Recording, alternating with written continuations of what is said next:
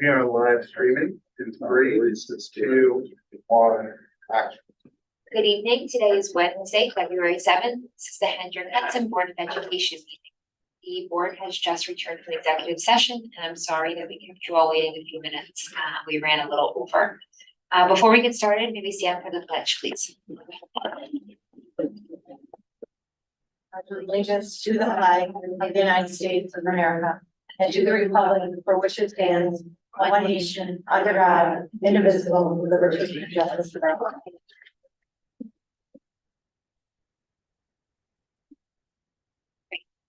Can I have a motion to approve the agenda this evening? Okay, the booking agenda. Second. All in favor? Great.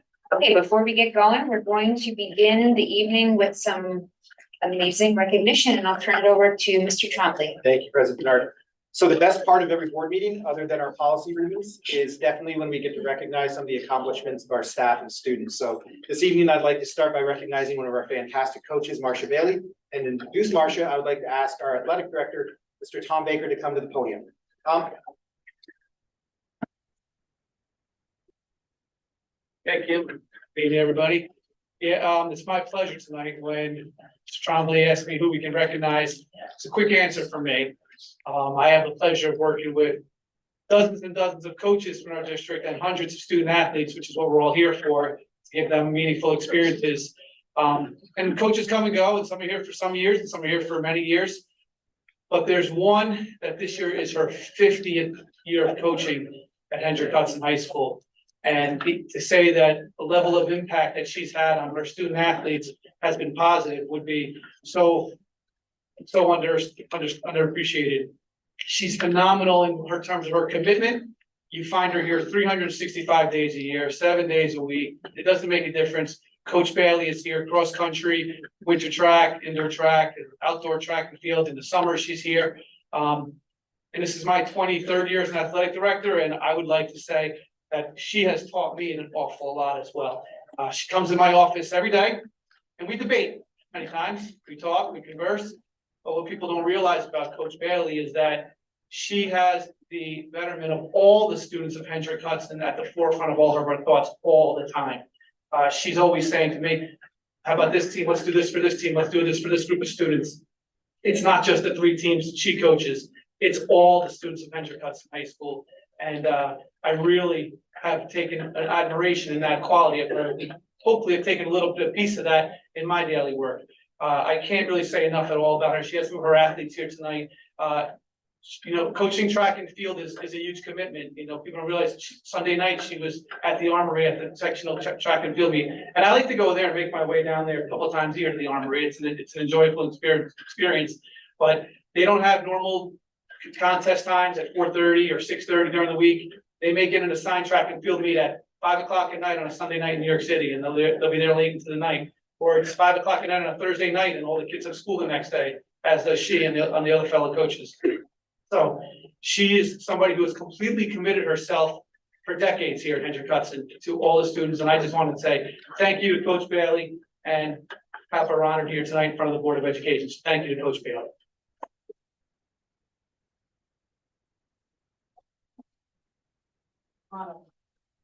She does like you. I only yell. Thank you very much, Mr. Baker. I have certainly enjoyed my time here at Hendrick Hudson. I am a little hard pressed to be told I should leave, but I can't find anybody to take over my job, to be very honest with you. Any takers, Jeremy? I do put a lot of time and effort into it. It is something that I thoroughly enjoy. I enjoyed my 44 years of teaching here. And my husband said, you've got to either give up the teaching or the coaching when it was time to retire. And I hated giving up the teaching. I enjoy coming in. I sub a couple of days a week on a regular basis at the high school in the math department. And I thoroughly enjoy doing that. But the coaching is my livelihood. When I started here, I was the cheerleading coach and immediately took over track and field. for the girls' team. The girls only lasted for a year or two, and then I took over the entire program. And I've done the boys and girls track and field for ages, decades. I did cheerleading in the fall for a couple of years. Then I took over the field hockey program, and I did that for over 20 years, and I really enjoyed that an awful lot as well. It was an awful lot of fun to get out onto the field and yell and scream in a little bit of a different kind of demeanor than I do on the track. But when the situation arose that the cross-country program didn't have somebody, I was obviously involved in that, whether I was coaching it or not. I took over the cross-country, and we had a very, my JV coach took over the field hockey program and met with success in that as well. I'm very pleased to say that I haven't found a kid yet that I have been able to find something for them to accomplish in track and field, particularly. And there is something for every child. We are very pleased to have worked extensively with many of the special ed kids, including the ABC kids in our program.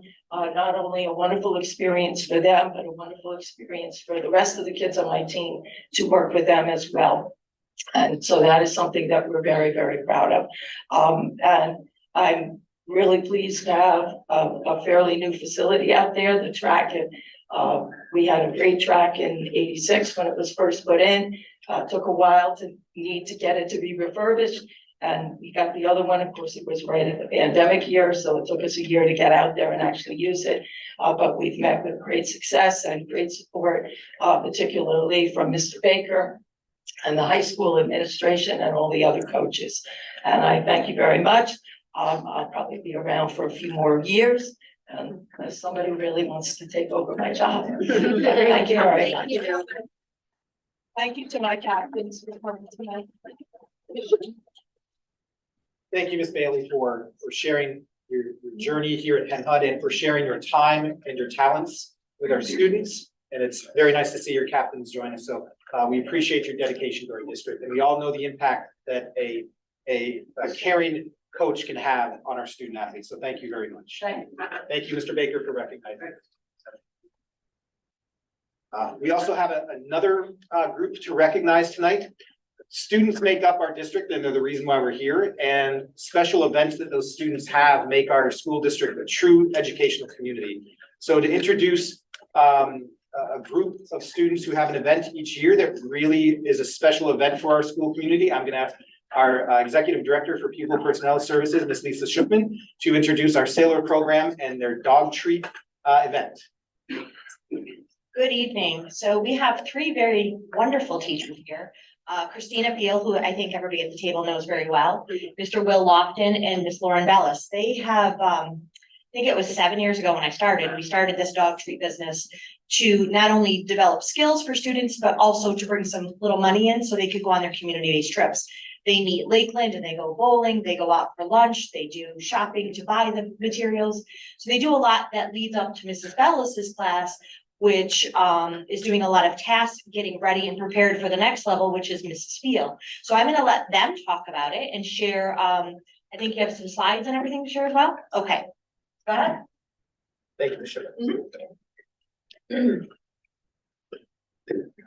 Good evening, I'm Christina Field and I'm one member of this fantastic team. Before you hear from us, we wanted you to hear from our students, so if you can go ahead and pull up.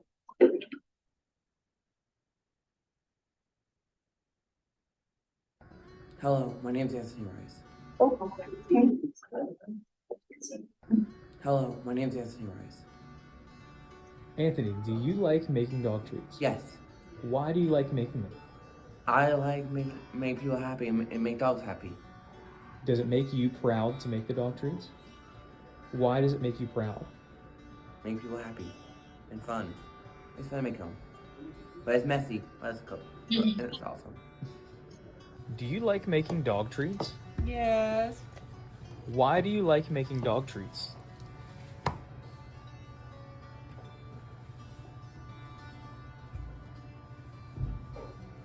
Because dog treats are making dog treats is so good.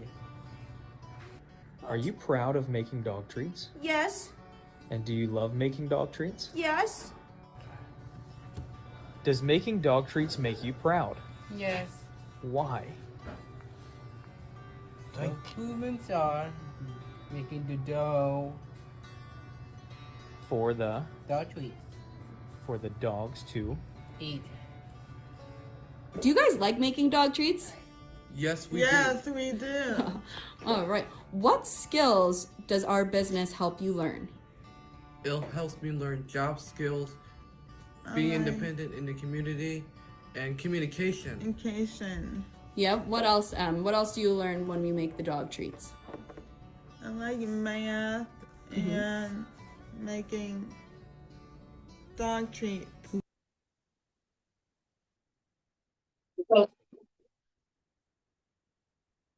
Amazing student interns, and any chance we get to talk about them and brag about all their awesomeness, we will happily do.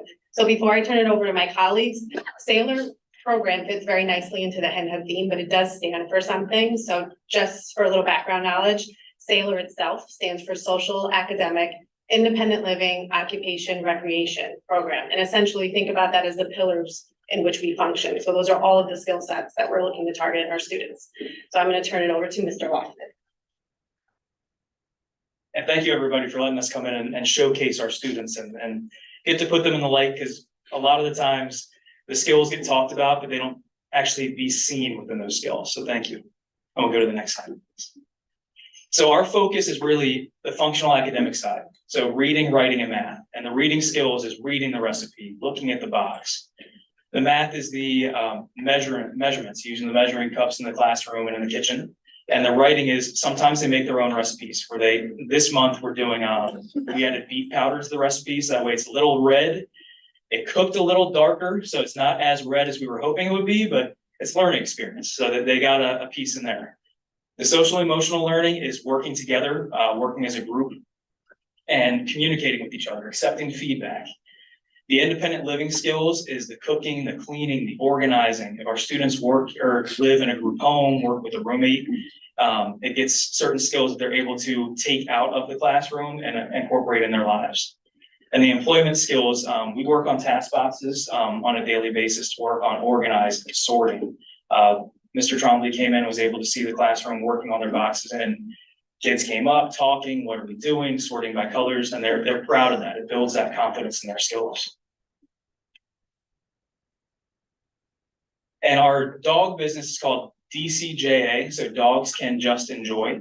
And really it's student driven. Everything we do is based on what the students want, what they think is going to be something that can sell the treats, what they're proud of, what they're excited of. And something, whether it was, we have some students that have birds, cats, dogs, but they love animals. So wanted to be something incorporating animals. The business plan, so each one of those boxes at the bottom is something that the students are involved in. So naming the treats, designing the bags, putting stickers on the bags, creating the label, money skills. We have a fantastic art teacher, Miss Dee, who helps us create things, do things in the classroom and incorporate it in her room. And just a little shout out here, our students are fantastic. They're hardworking. Our staff is amazing. With the time that they put in, what they do with the students. So our students come first. Our staff helps us incorporate these within the classroom. And a little addition, we do some Sailor sweet shops, and not just dog treats. We wanted to branch out and do a few other things. So chocolate covered pretzels, lollipops, that way we can reach more of the student body and build community within the school, and hopefully branch that out outside of these walls. All right. So in addition to the Sailor Sweet Shop, the DCJE, we really, our time here with our students is so crucial for setting them up for success post-21. I know it sounds, cute, we're making dog treats or, making chocolate covered pretzels, but there's so much more that goes into it beyond belief. As Mr. Lofton said, the measuring, problem solving, communicating and feeling comfortable and confident to reach out to members in their community. Hey, would you like to buy this? And sharing the pride in something that they make and shining the light on them has been something that is truly amazing to see them grow and flourish into themselves. In addition to, you know, our dog treat businesses, we also have been really blessed and been able to get into our school community and helping out. We provide copy services for teachers in the high school. We also assist the office in the mailroom, and, you know, we help prepare the pamphlets for graduation. And these are all skills that students, you know, are not just doing now. They're going to be able to take that with them for when they leave here. And that is going to set them up for success and be one more thing that they can do, that they don't have to rely on an adult or somebody else to support them, which is really our main goal, is helping them be as independent as they can possibly be and having a life that they choose and they want and makes them happy. A lot of the times, you know, decisions are really made for our students, and we're really trying to collaborate and make it so that they are the ones that are driving their life, driving their skills that they want to learn, and really, you know, setting themselves up for success in what they would like to do. So thank you to our high school community for allowing us to, you know, get in and really build those skills before they go with this field and go out into the community. I'm gonna go to the next one. Another little thing that we do is the Spotlight Project. So back in COVID, we were faced with a problem. We had students who, you know, deserve a meaningful work experience and needed to build these skills, but getting out into the community was not really something that we could really do.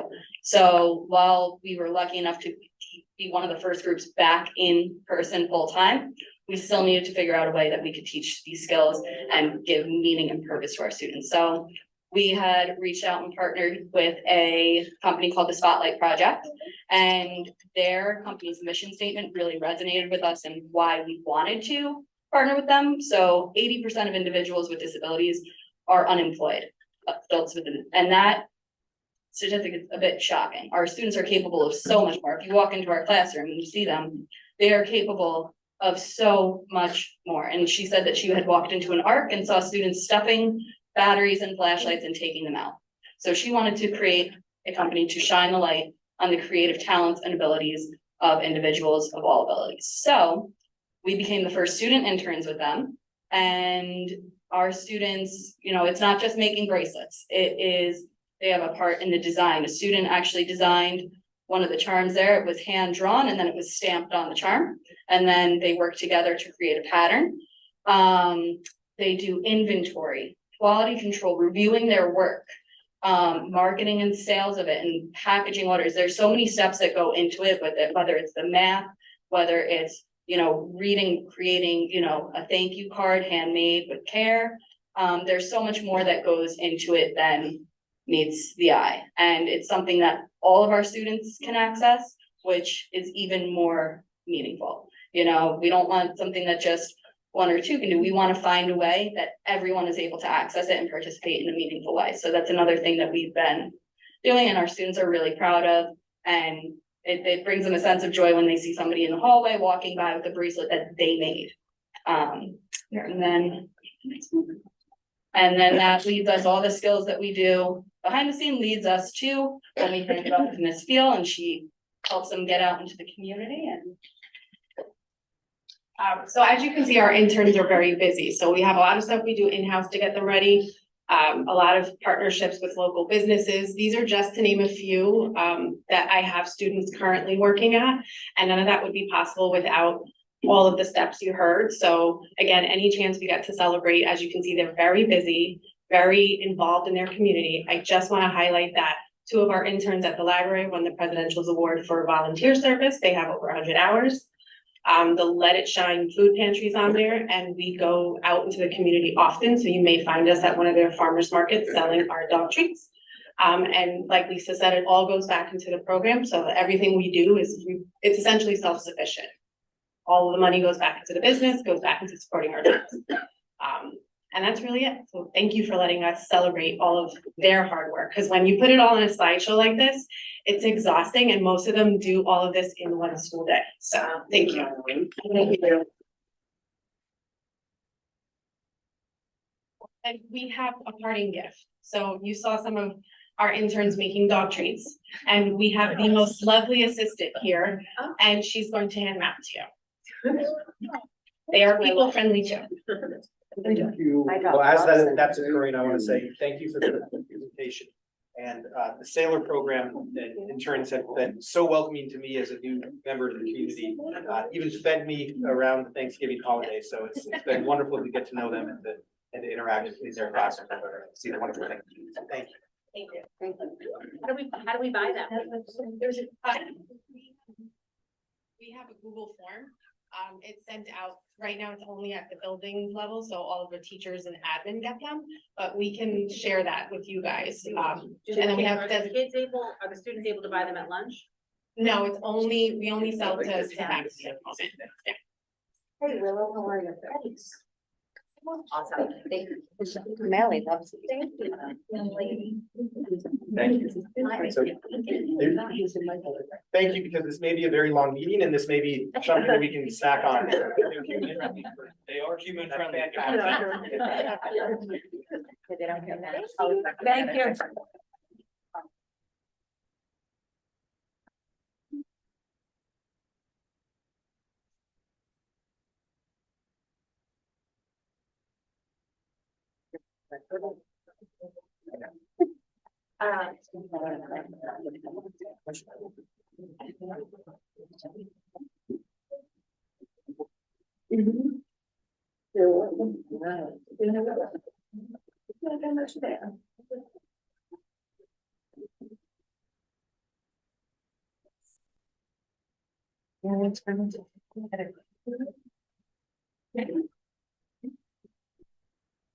So we are going to move on with our agenda, but we have to take a moment to recognize an additional member of our educational committee. You noticed our last meeting, our fantastic videographer, Greg Cavallari, was taking a little bit of a hiatus. And that hiatus was to welcome a new member of the Cavallari family to our hen hut community. Greg, congratulations to you and your wife. And tell us a little about the little one if you want. Thank you. So Cooper Thomas Cavallari was born on Sunday, January 28th. He's 10 days old. My wife and I are over the moon in terms of excitement and happy to, it's the first child for our family. So our family has grown.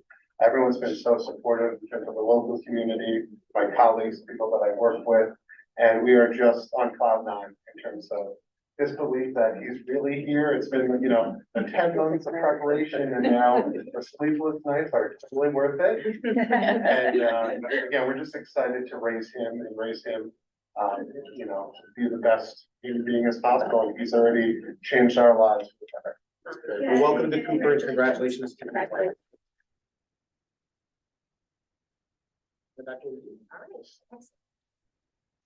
Okay, so our next part of the meeting is audience comments on non-agenda items. Carmen will, we have a few speakers. Okay, so Carmen will go down the list in the order in which you signed up and call you to the podium. Each speaker is given 3 minutes to speak. We try to stick to it because we have these long agendas. I think Greg, you'll display the timer.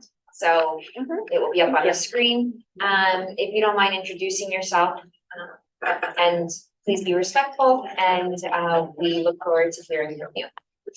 First speaker is Gloria Foster. Hi, I'm Gloria Foster, and I am the owner and director of a Rising Star Children's Center. We run one of the UPK programs over at the school. I will tell you a little bit about myself. I've been 20 years as an early childhood educator. 15 of those years I was running a home club. And took me 10 years to find the building where we are right now, which is right on the edge between Croton and Cleveland. It's a fabulous building, 7,000 square foot with 3.5 acres, 4 playgrounds. When the school put out the RFP 2 years ago, and I realized the need for a UPK program for everyone, I was one of the first to jump on the bandwagon and say, hey, we can do it. We can provide a program. So we hired teachers. We had a classroom that was available to us to do, and we created an amazing program. It's been running now for the 2nd year. And our kids are doing amazing. We applied again for the RFP this year. We're hoping to get one classroom for 18 to 20 kids. And we think we can do a good job with those kids. I understand that the school is considering bringing everything on, into the schools.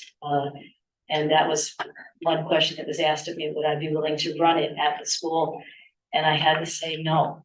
The reason is that what the school is, not the school, but the government is paying for it doesn't really give enough money to make it worth doing it at a school. And we already have a facility and a great program. And we've provided a quality education for many children, and we want to continue to do that. I just want to bring up quickly the impact on the community for taking it out of the community centers will be a great impact. Right now, the 4-year-old kids sort of balance out the cost of early childhood. If you pull all the 4-year-olds out, the only choice to stay in business is to raise the rates for the parents of younger children. And right now, we're trying to keep our rates low so that parents can afford to go to work and have their children well cared for. We've already had 2 centers close when the UPK pulled all the 4-year-olds out of the community, or some of them, not all of them. 2 more are going to close next year. I hope that we are not going to have to join that group. We are here for working parents in the community. We're providing a great service, and it doesn't cost the school anything to have a program at our facility. So we're asking that the board consider continuing the agreement that we've had the last couple of years. Just 3 minutes. Thank you. The next speaker is Dan Killian. I am Dan Killeen. I'm a member of the community. I have 2 young children that are in daycare, Gloria's daycare. And I'm here because I actually emailed the board when the discussions began around the UPK program back in late November, because I immediately saw the risk to the community that expanding the UPK. And let me just say, I am fully supportive of the goal, and I think it's an excellent goal to expand UPK to be able to provide coverage for all children that are eligible. I'm fully supportive of that, but I did immediately see the risk that if you draw off all the kids who are 4 years old, that's going to make it very difficult for daycares in particular. My understanding is it absolutely hammered the nurseries already, but it'll make it very difficult for the daycares to continue to operate. And to remain financially viable. And if you do that, if you proceed with the program and implement it in such a way that doesn't account for that doesn't enable those daycares to continue to operate, the risk that you create is by expanding the UPK program, you wind up undermining the ability for parents of young children. Like, it's great if my 4-year-old can be part of the UPK program, but if my 2-year-old doesn't have anywhere to go, that's a real problem. And there's already months-long waiting lists in the community to get into a daycare, and so it's already a huge problem. And if you take actions without considering the ramifications, the unintended consequences of those actions, the risk is that you exacerbate what's already a very difficult situation in our community. So that's what I would say. So I'm just asking the board to please bear that in mind as they make their decision. Thank you. Thank you. Thank you. Next speaker is Laura Kaplan.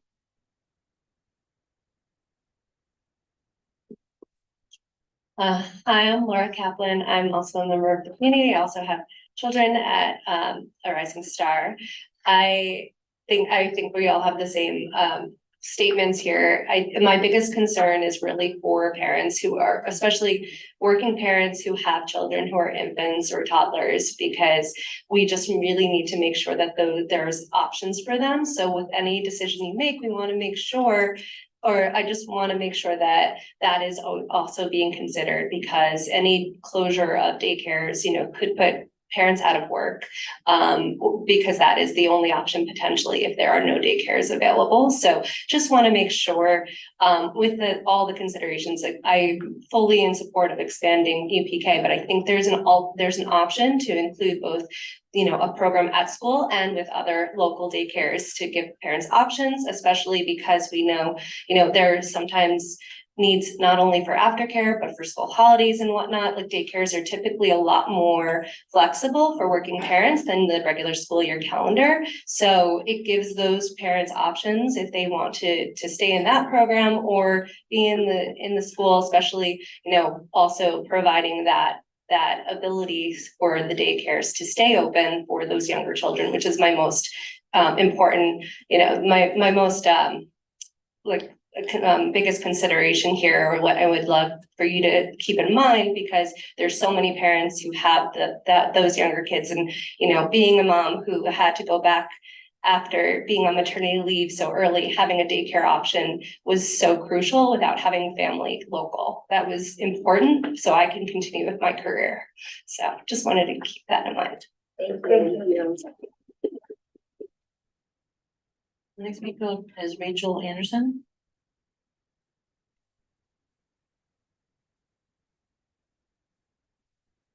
Good evening. Good evening. My name is Rachel Anderson, and I am a current sophomore at HHCSD. This is a statement written by my older sister, Rebecca.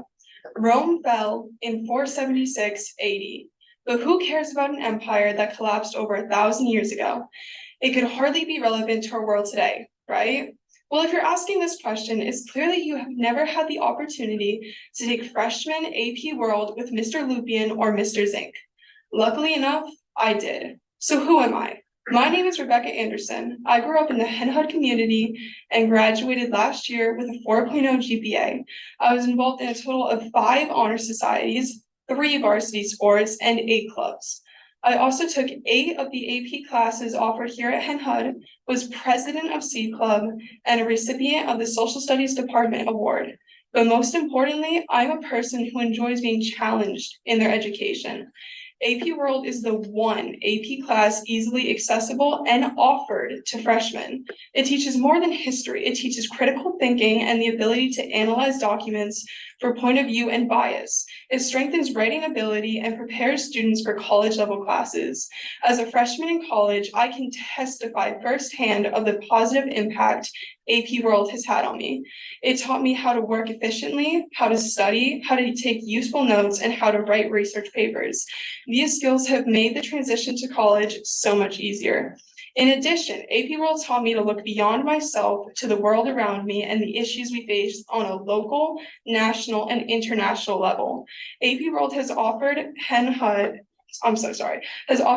students the opportunity to challenge themselves and dive deeper into history to discover connections and find patterns between ancient and modern civilizations in order to avoid repeating the mistakes humans have made in the past.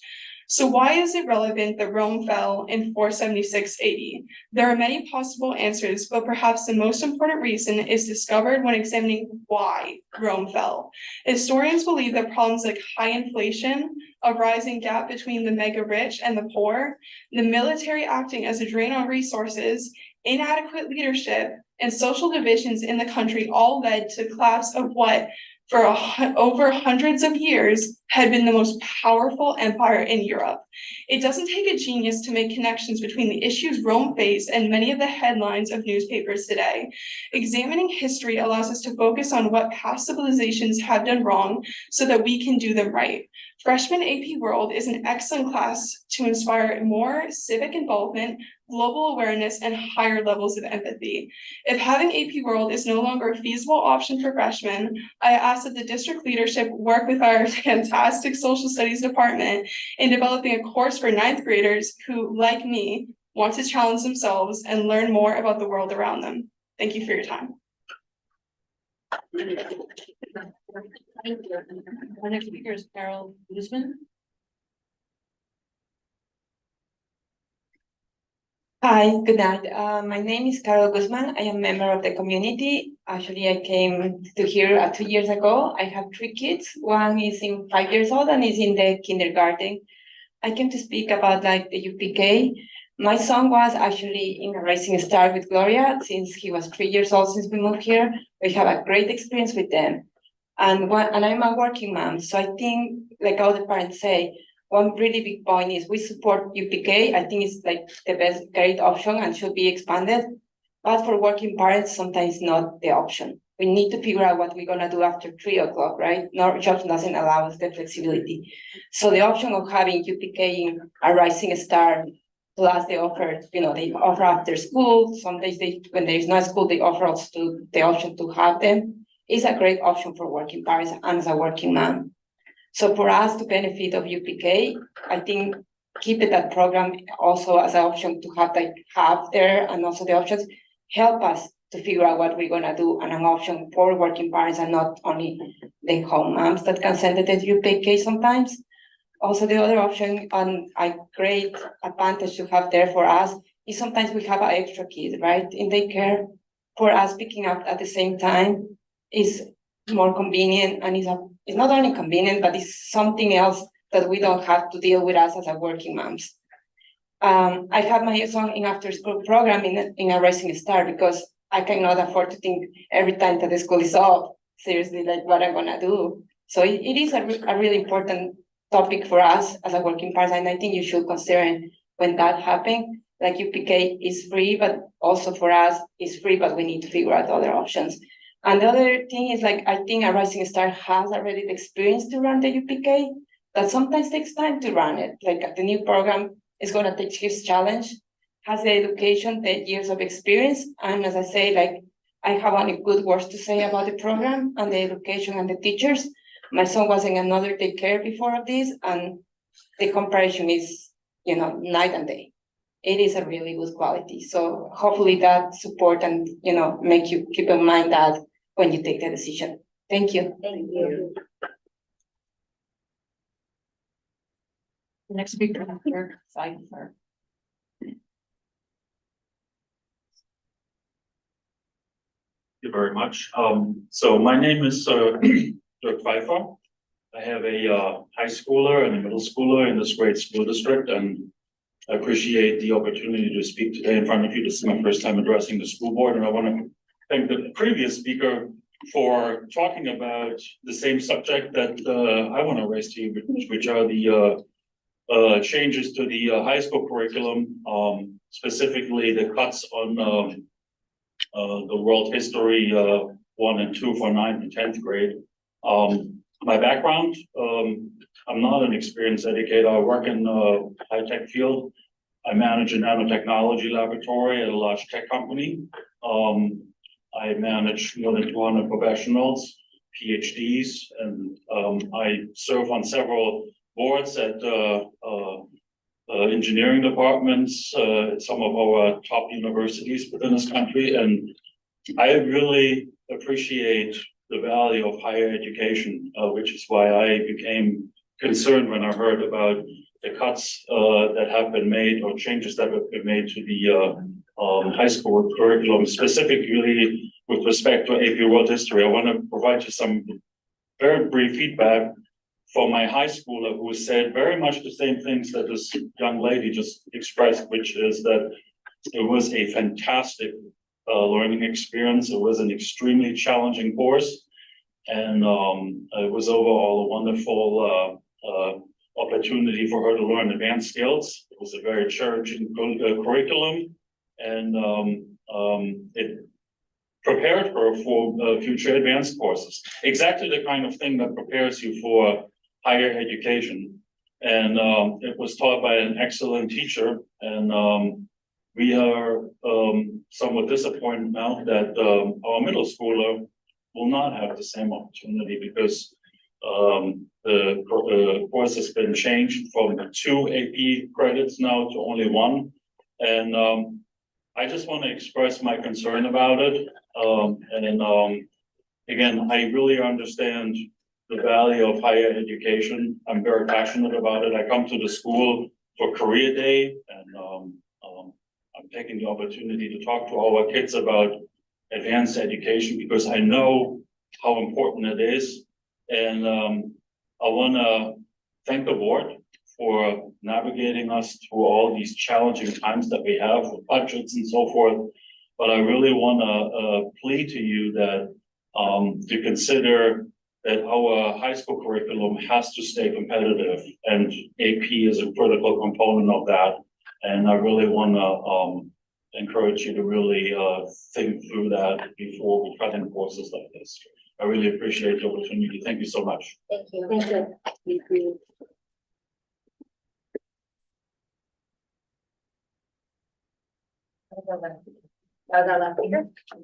Great. Ms. Bernard, with your permission, may I address the community? Yeah. So I appreciate everybody discussing some of the benefits of the AP program, particularly the AP World program. And as a former AP teacher, I can attest firsthand to the value of the AP program. I do want to just address that the scheduling process is ongoing. No decision has been made. We've been having active communication with families. Currently, the AP World History is being offered over 2 years. It's resulting in only 1 AP credit at the end of year 2. We are proposing in this process, as recommended by the College Board itself, to make AP World History a 1-year course offered in the 10th grade. This does not cut any APs. It's in line with other regional high schools in our area. Most school districts require all 9th and 10th graders to take global studies 9 and 10. We are looking to offer a global honors course option for 9th grade. And this allows us to examine the possibility of adding an additional social studies AP. The scheduling process is very, very complex. It is underway right now, so no decision has been made. I can tell you, though, that our high school has done a fantastic job of analyzing what we can do to be more diverse in what we offer at various levels, and that comes from direct look at data. And I can tell you that there has been a dive into our schedule, and it shows that we have approximately 111 under-enrolled courses, resulting in some pretty big inefficiencies that we could deploy our resources elsewhere to provide more consistent opportunities for our students. So it's an ongoing conversation. We look forward to the feedback from our community, but we also know that this is an ongoing process, and we'll be very transparent in how we approach this.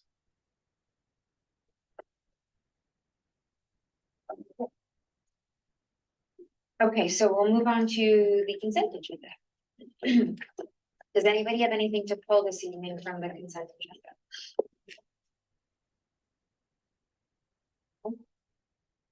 Okay, can I have a motion to approve the consent agenda? Motion to approve the consent agenda. Second, all in favor? All right, we have a few donations, actually amazing donations. Let's see which one. I'm out of order. So the first donation is the Hendrick Hudson School District has received a donation of $1,500 from the New York Giants Foundation to assist in the startup of flag football. That's donation number 1. Okay. The Hendrick Hudson Community Education Foundation has made a donation of $7,605 to fund the purchase of an iPad cart for the art program at the high school.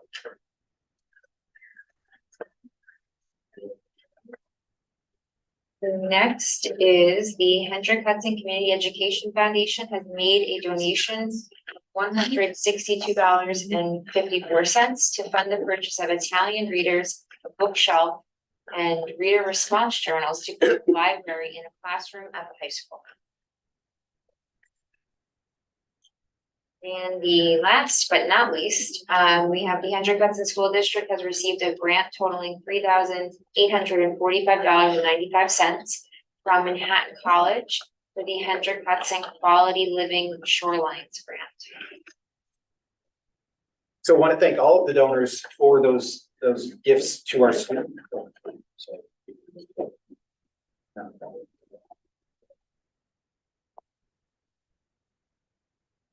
Right.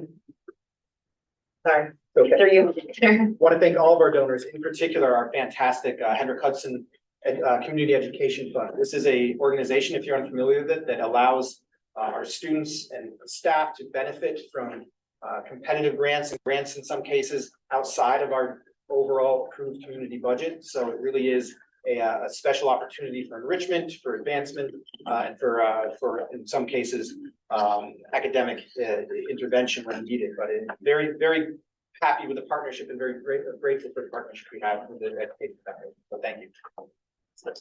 Okay, I need a motion to approve the donations. Motion to approve donations, second. All in favor?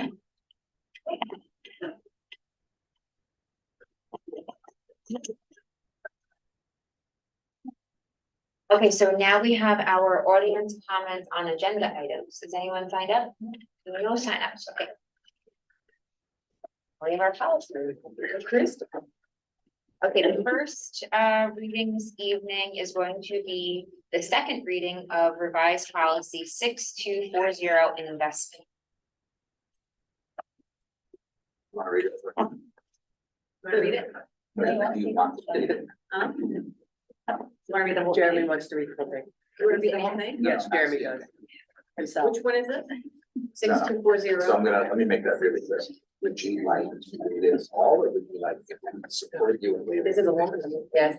Well, no, you crossed everything out. It's only this page. Right? We Xed everything out Yes, I'm getting to it. and it's only a regulation My at the end. computer was not loaded. So. Give it. Oh, we crossed everything out. we read this, read the first three sentences, Jeremy. I'll read No, yeah, you go. I just like no He does know how to read, he just doesn't. Okay, policy 6240. Investment.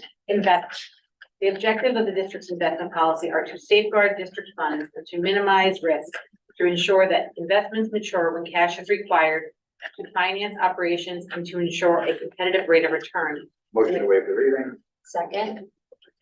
All in favor? Were there any questions from the board on this policy? This is our second reading.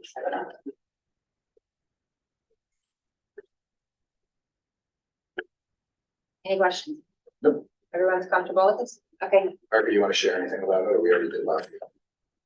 So we just changed the wording to that, there, or the. for the designee. Yeah. Okay. Will you vote to approve? Sorry? You're gonna vote to approve this? Yeah. I can't make Yes, the motion. I'll make the motion to approve policy 6240 investment. All in favor? Our next policy for this evening is the second reading of policy 8413, transportation for non-public school students.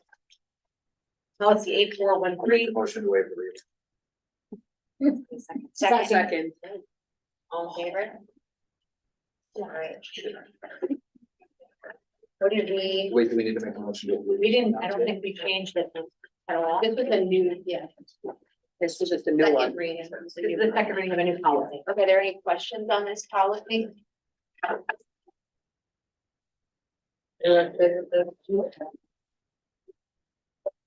Okay, I'll make a motion to approve policy 8413, transportation. All in favor? I didn't have a lot of discussion. Okay. That's it for policy for the evening. If I may. Yeah. So with that passage of transportation of non-public school students, 8413, if anybody's interested in how this plays out in policy into actual district operations. Just a reminder that we want to make sure that any students who will be attending non-public schools should inform our transportation department no later than April 1st of this year or next September. So I just want to take this opportunity to show true policy work in action.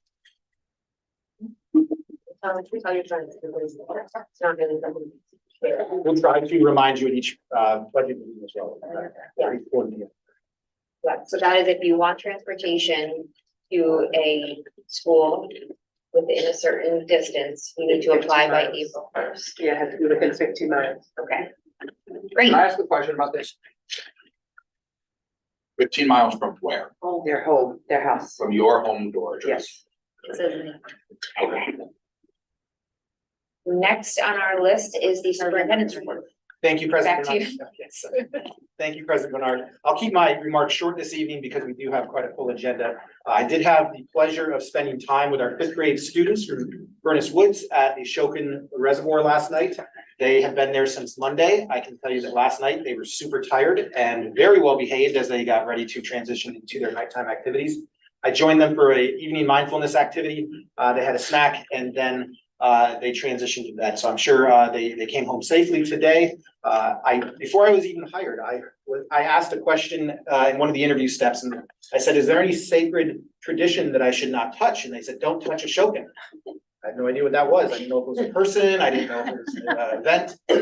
But I'm very, very pleased to be able to see some of the opportunities our students had. And when I went around to some of the tables at snack and asked what the best part was, resoundingly, it was the sugar shack. And as an upstate New York boy who grew up on a farm, we made our own maple syrup. It really melted my heart when I saw a 5th grade boy say it took 40 gallons of sap or tap to make 1 gallon maple syrup, and that was the best math I did as a child. So some of my best evenings are out sitting boiling the sap with my grandfather. So it was nice to see that. And so thank you to all the faculty, staff, and the community who support that trip as well. If you were checking your email this evening, you may have seen that there was a email from me that talked about a unfounded threat against the middle school. I just wanted to address that we do have an established threat assessment procedure in place and threat assessment teams that follow that procedure. So whenever there is a concern or any instance that is made aware that could be considered a threat, we do follow a very stringent protocol to make sure that our students, our staff, and our facilities are safe. So that protocol was followed tonight in coordination with our threat assessment teams, mental health personnel, our administration, and in some cases when need be, law enforcement. So very appreciative to all people who put in the time and effort to put those processes in place, and for the fact that it was followed this evening. But again, the threat was unfounded at this time. So I just want to make everybody aware of that. And then this Saturday, we will resume our Saturday free throw shoots with the superintendent, or free throw shots with the superintendent. Sorry, it's been a long day already. And the reason why it's not an active one-on-one game is because I have 2 fake knees and I don't want to be out for a couple weeks. And the boys, that part of the basketball challenged me to some full court drills, and I had to gratefully decline, which is a sign of maturity to myself, because 10 years ago I've done that. So I will be at the Hendrick Hudson High School, thanks to Mr. Baker and his staff for allowing me to use some of the facilities without interfering with students. And I'll be there at 8 o'clock. Come, feel free to shoot some hoops and ask me any questions you may have. There were no questions from the last public session to follow up on, and as usual at this time, I will tell my kids if they're watching to please go to bed and not jump on each other. So that ends the superintendent. Excellent. Thank you. Any questions? All right, so this brings us to our presentation and discussion piece of our meeting. And our first presentation is going to be a discussion for a proposed capital project. Sure. So, members of the board, as you know, we've been discussing through the facilities committee and some of our previous work sessions how we can best maintain the facilities and the environment that our teachers teach in and our students learn in. So facilities committee met this week. We have our architect here to assist in discussing some of those information, but I will turn it over to our facilities committee chair, trustee Backer, to introduce our speaker. Sorry.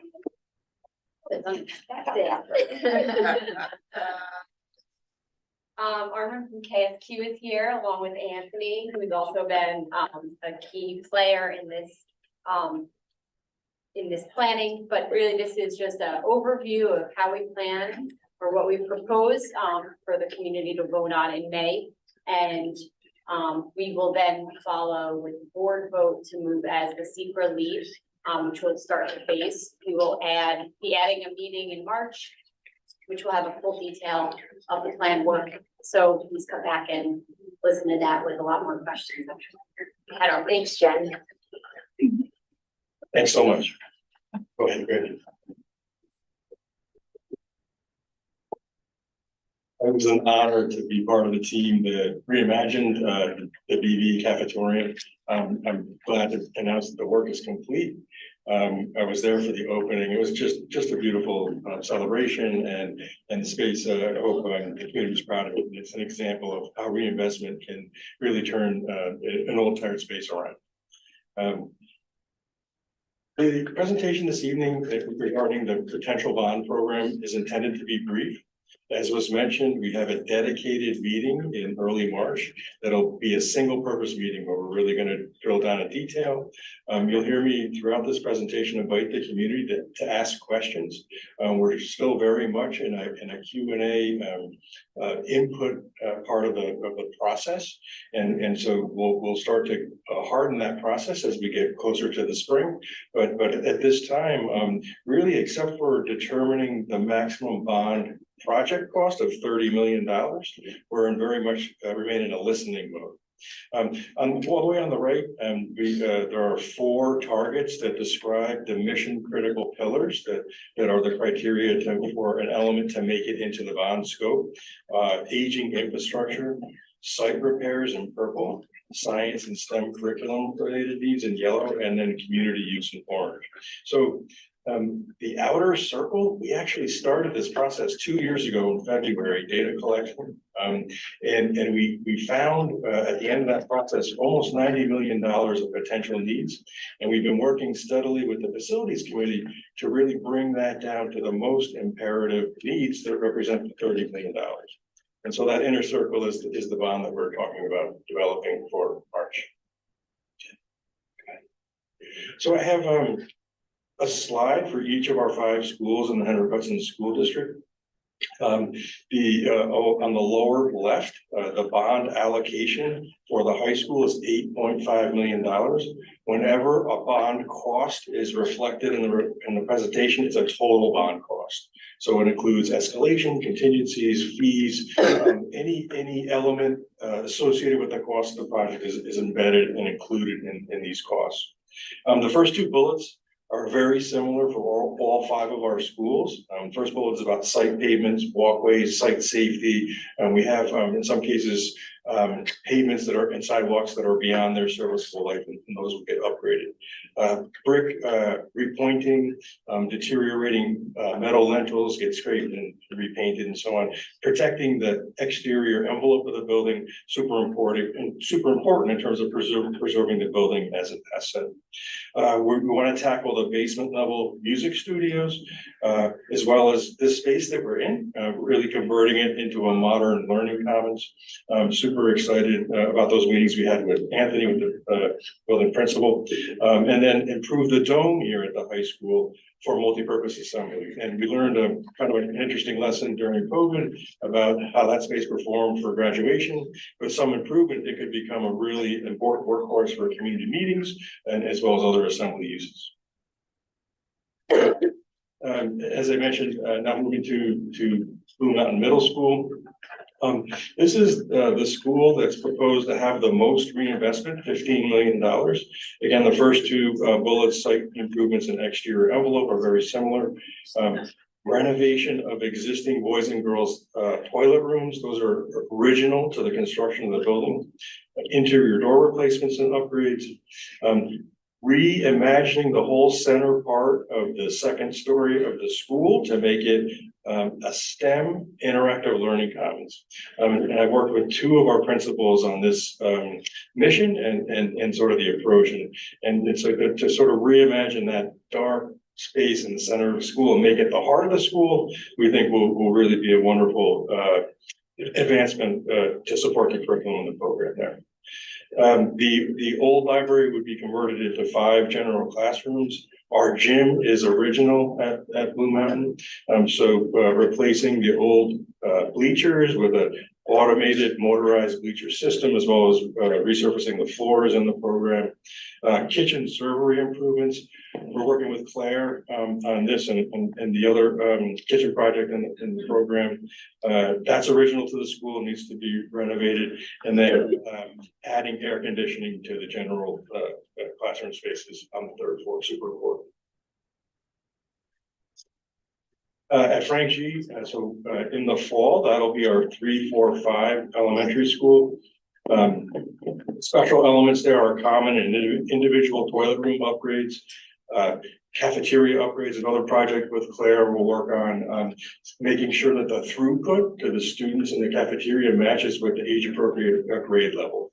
And then a focus of the overall bond is on STEM instruction, K-12, and specifically in our elementary schools. I hosted a STEM work roundtable discussion with senior stakeholders in the school district this afternoon. We're starting to really drill down to how that program would work, how to support the teachers that are part of that program, and really exciting. And I think, again, we'll raise the architecture to the level of the program that we have today. Moving now to the first of our two pre-K, K-1-2 elementary schools, Furnace Woods. Again, our pavement and sidewalk repairs, exterior building envelope upgrades, renovate existing toilet rooms. And again, these are generally original to the construction of the school, adding the STEM instructional studio that I mentioned earlier. And then very similar to the Buchanan Verplank cafetorium, that the first slide that we showed, we want to tackle the cafetorium at Furnace Woods to improve it to the same level. And the architecture is identical. So removing those tiers at the back of the space, making it very flexible and multi-purpose, and then reimagining the interiors, lighting, and having a fresh new space at the center of the school. But the space at BV is also air conditioned, which has been a welcome improvement there. So our last school slide, at BV, we have 1.5 million set aside, and I didn't mention it, but there's 2.5 for each Furnace Woods and Frank G. We reduced or proposed a reduction for Buchanan Verplank because it recently had $1 million of reinvestment. So the main piece there is renovating existing toilet rooms and adding this STEM instructional space. So next slide is a summary on the left of all the bond costs. And again, these are total project costs. We have to live in the voter approved box that comes with any bond program. And all the contingencies and so on are built in there to make sure that we will be successful in terms of our bid openings and escalation needs forward. Enrique, did you want to talk a little bit about the bond cost metrics? We thought this was important to explain how the 30 million was derived and how it sits with the local share. Thank you, Armand. We decided to do a $30 million budget because our yearly payment is going to be $2 million, which is the money that last year matured and we were paying in our own bonds. To make it simple, the present value, rather than being 30 million, is $30,038,000 at a semi-annual interest of 2.01.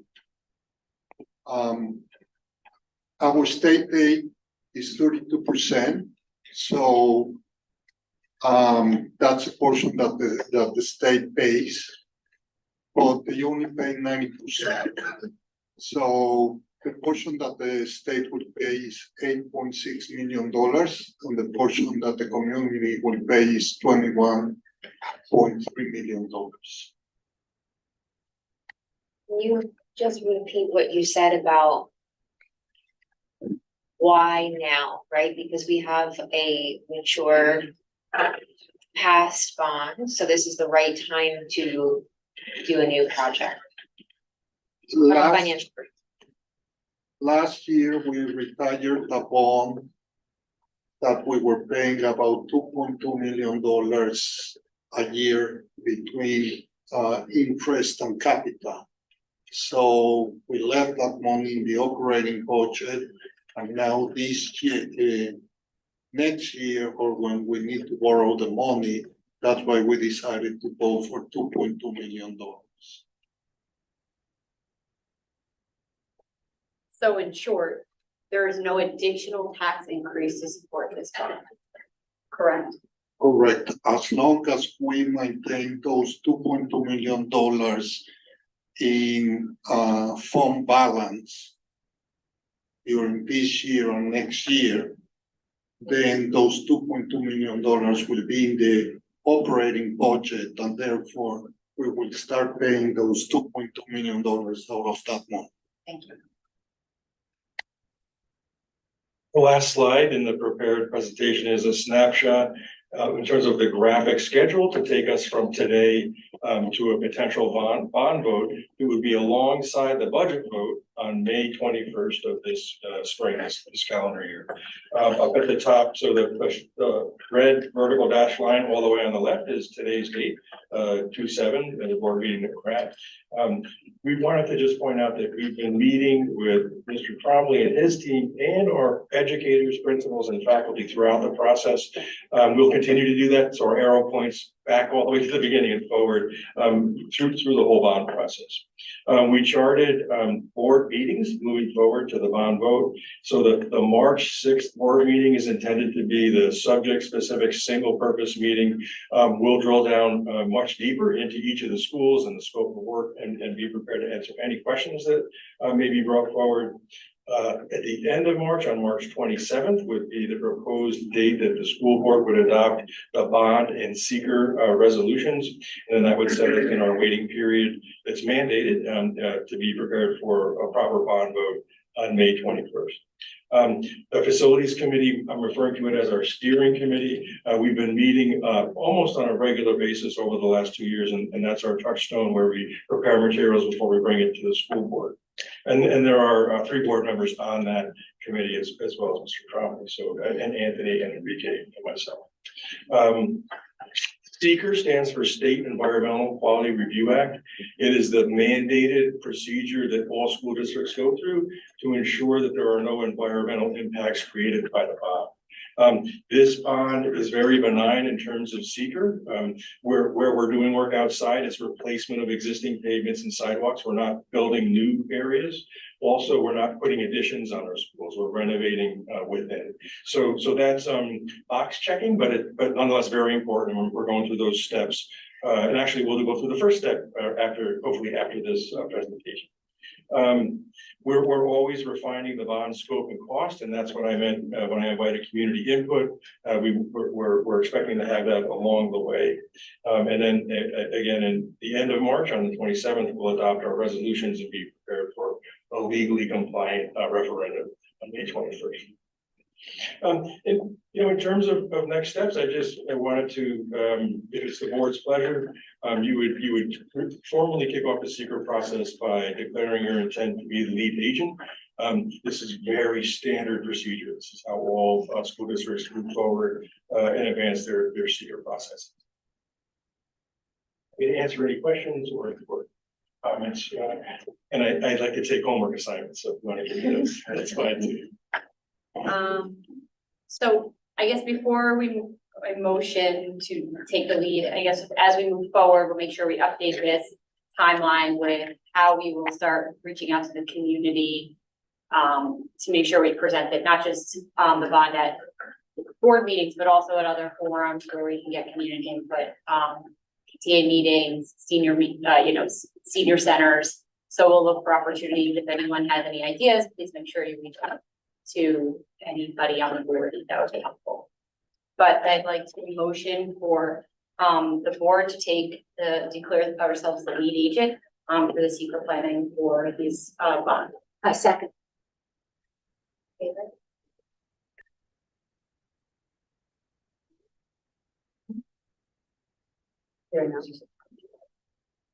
Yeah, where are we? Did you need to vote? No, I did. Okay. I know, we're tired. Okay. Got me a little nervous. Thank you, Armand. Any additional information that we want to share with Armand so that he, brings back on the 6th, or is there questions, specifics, follow up? We can always give Jen our questions and she can get them to Armand.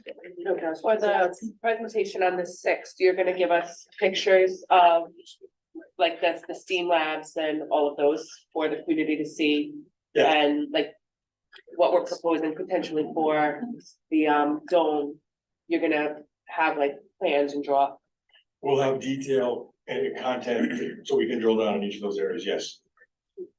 And we'll also have like dollar amounts that go to each of those, right?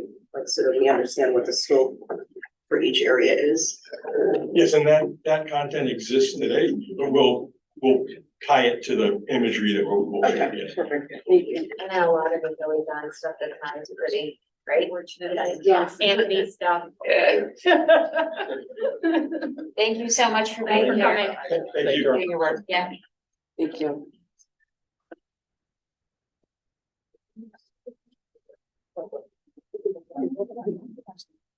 Yeah, we do. Yeah. All right, our next presentation this evening is centered around our budget development process. Three parts, we have operations, transportation, and athletics. And are we going to athletics? No, we're not going. We are not, all right. So thank you, President Bernard. Yes, tonight we will continue with our program budget presentations. As soon as we get the presentation pulled up. This is a process that is currently in the superintendent's portion of the budget development process. And it will continue in that phase until a board adoption of the budget. We're on the next slide, Greg. On the 27th of March. From the 27th of March, this is just a reminder, so I'll go quickly through May 20th. That will be a proposed budget as adopted by, if the board chooses to adopt that budget, we hope they do on the 27th. And then it will be a proposed budget where we will work with the community to understand the components of that budget up until the vote on that budget until the 21st. And just as a reminder, the community is asked to vote on the total spending amount, not line items. We share line items such as we will tonight and on our March 2nd line by line budget review to demonstrate the transparency that goes through with building a budget for a school district. And we will share and adjust those line items of what makes up the total proposed amount throughout this entire process up until the board adoption. Once the board adopts, unless we go into a contingency phase, there will not be any changes to that proposed spending plan. So the formats that we've asked our presenters to give tonight, and I will tell you that I have asked them to keep their presentations to 10 minutes. That is not a reflection on them, that is a reflection on me. To make sure that we can provide their information in a concise amount of time and give time for ample discussion should the board choose to do so. So we'll give you a brief background on what their department does. We'll share with you what we are proud of having done with the funds from this year. We will give them requests and recommendations for what we hope to include in the program for next year. And again, these are requests as part of the overall spending plan. It may not come to fruition, but it's our best thinking as of right now. We're going to give you a high level of overview of the budget codes within the various department budgets, other than salary positions. We often do not include staffing requests in our proposed budgets, as we are trying to manage FTE right now. As an example, we just shared that we are looking at the best possible way to provide access to rigorous and appropriate curriculum for our students. And those courses are driven by enrollment, or best practice says those courses are driven by enrollment. So we are in the scheduling process at the secondary, and we don't know yet what courses we are going to run until we see what courses our students choose to take. So we don't want to necessarily commit to a staffing plan until we see what that looks like. And again, at the line by line budget discussion, at that time, to our best understanding, we will provide our staffing information as we know it there. And we will ask that all questions are held until after the presentation so we can move through the presentations as quickly as possible. And just a reminder of our current budget parameters, I added a 2 because, as we said, this is a budget development process. You'll see tonight that our new tax levy calculation will, and some of our program budget presentations will account for, in particular, an increased budget funding for new building maintenance. So we saw an increase to the budget, and that came out of some discussions that were held in committee level. And we took a look at our current substitute coverage, the funding that we have to devote to that. New data came out on that, and we saw a pretty large increase in our actual expenditures at this point in time. So we'll drill down to that as we get toward the end of the program. But other than that, we are currently working to build a budget that's at the tax cap, maintain all of our academic support programs with 2 neighborhood schools, 2 pre-K to 2 schools and 1 grade level elementary school for grade 3 to 5s. We're continuing to look at our secondary class scheduling, looking to run a pre-K program through outside providers, and we're looking to add a special ed program that will require some additional staff. And again, this is subject to change. So I will ask now Tom Baker, our Director of Physical Education, Health and Athletics to come back up to the podium and present his proposed program budget for the 2024-2025 school year. Thank you. Pull up my slide here. All right, so each of the slides here, we have our Hendrick Hudson mission to ensure each student is an engaged, passionate learner who achieves their maximum potential and contributes to society. Moving forward here, for this past year, I think once again, I say this each of the year, we maximized opportunity. We did an increase, we're up to 67 teams now. We are now at 33 programs. We added a full program this year that we now have to budget for officially next year. I was able to add the girls flag football season to this upcoming spring season, which girls are very excited for, through some unused positions and some unused funds that we had from this past fall and winter. So we have now 33 programs, and that'll be this upcoming spring, and I welcome anybody to come out and see the first Henhut flag football games this spring. We continue to meet the needs of our various students. I think we offer a very good variety of individual sports, team sports. We continue with our unified sports. We were one of the pioneer programs here in Section 1. I currently am the Section 1 chairperson for unified sports, and it's really nice to see that this upcoming unified sports season, we will be up to almost 20 teams in the bowling season in March and over 30 teams in the basketball season in April. So that continues to grow regionally here, and Henhut was at the forefront of that. So it's really exciting for our kids. And I think we continue to bring great recognition to our community with the athletic program. For the fall season, and here's all the programs listed. So there's 67 teams and 33 programs. So just for clarification, at the first one in the fall season, boys soccer would be a program with 3 teams at 3 levels, the varsity, JV, and modified. So those are the programs that we offer in the fall. I'll talk a little bit about maximizing opportunity when we get to the future of 24, 25. But I have the winter and the spring programs as well listed in there as well for the next 2 slides. All the programs along with their teams. So that's winter season, and our spring season's next. And as you see there, unified sports, there's at the bottom, we have that again, bowling and basketball. That starts next month. First week of March will be our first bowling match, and then the basketball season will be in April. Moving forward now, we have some pictures of our unified kids right there. So if you have never been to a unified basketball game, it's one of the most exciting events that we have here each year. So that's some of our team. Last year on the right was our inaugural bowling season here for Hendrick Hudson, and the one on the left was some of our kids finishing up. Moving forward to next year for the 24-25, what I would like to do is continue to build on opportunities. I think we have to explore all avenues. Part of the programs that you saw in the previous slides, you saw some merge programs. We're up to 4 merge programs, and I think we're meeting the needs of the particular student athletes in those programs. Boys and girls swimming, gymnastics, and ice hockey, we still are merged at. I think we have to be open and looking at the needs of our students. I know boys volleyball is on the horizon. We have some particularly younger students at the middle school level and a handful of high school as well interested in that, and there may be some further discussion needed on that. I think we have to continue to be fiscally responsible in our athletic department, along with everything in our district, providing a safe environment and provide meaningful experiences. That's what we're here for the students. So moving towards our highlights that we've had, league champions, sectional champions, state qualifiers, scholar athletes. We were deemed a school of excellence by New York State for having over 75% of our teams named as New York State scholar athletes. We've had Con Ed Award winners, Section 1 female student athlete scholar, who recently just became the New York State female student athlete scholar, and Lexi Robinson, 3-sport student athlete. She was just named the New York State female student athlete scholar for all the state. We had the River Journal Athlete of the Month in Ethan Bromley, our bowler. We continue to do community service across the board of many of our programs. Youth clinics, I put Megan Boyle, she really leads the charge there with our youth clinics in June, but that has also led to many of our sports having clinics throughout the years for particular programs, and our varsity athletes love to do it. They love connecting with the youth in our community. And at the other end of that, we like to bridge our alumni. I think we've had alumni games, our annual Hall of Fame weekend, bridging our alumni, and they enjoy coming back and connecting with our kids as well. So we offer a lot here for our student athletes in our athletic program.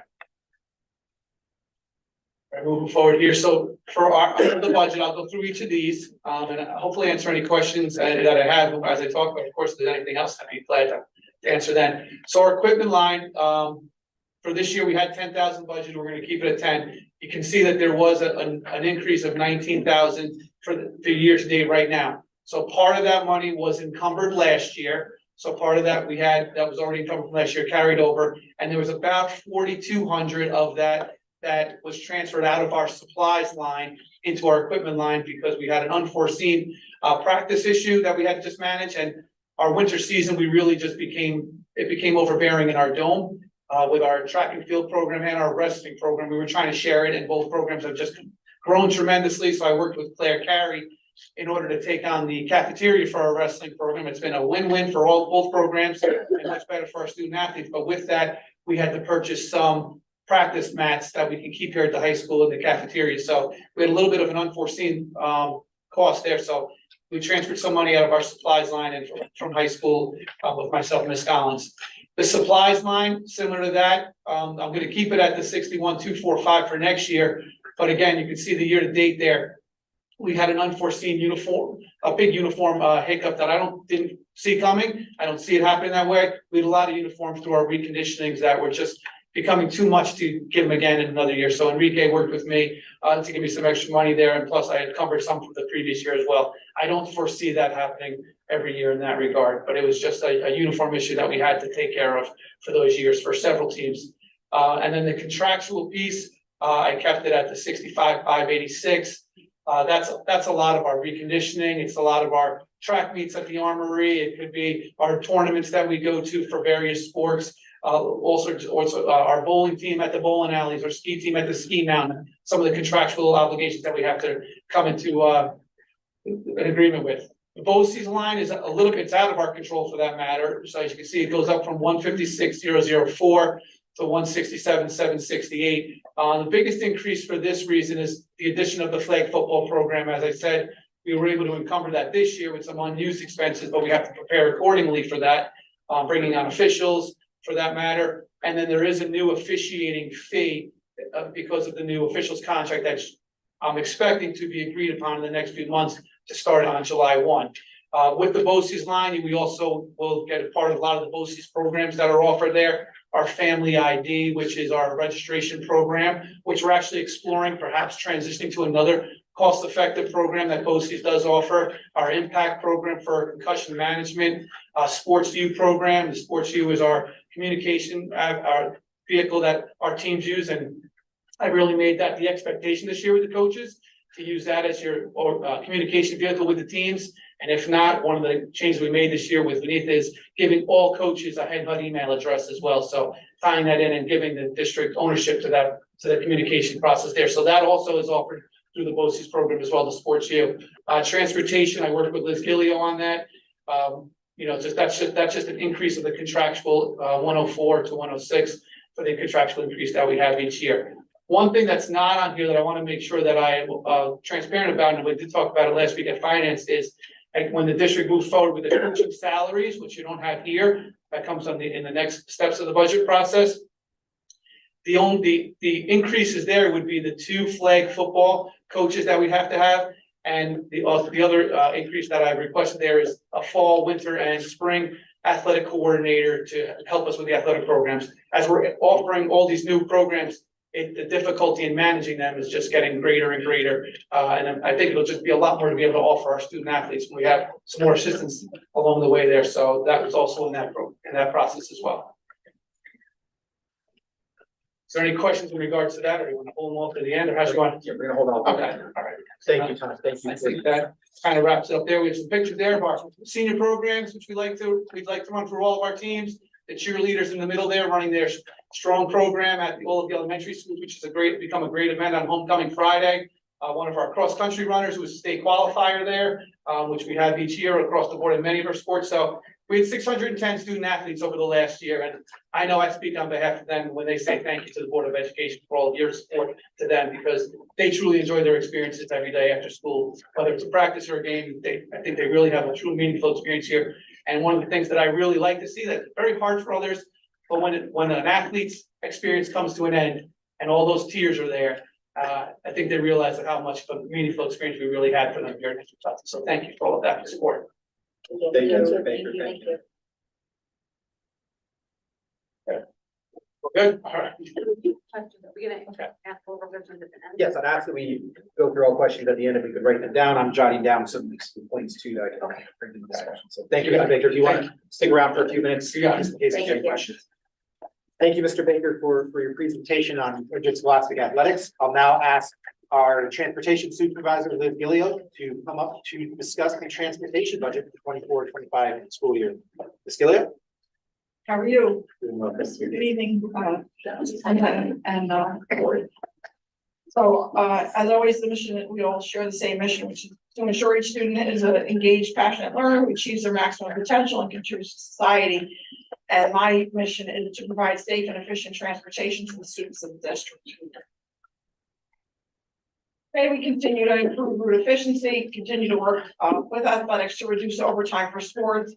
We maintain the use of shared services in order to reduce expenses while providing transportation for our out-of-district students.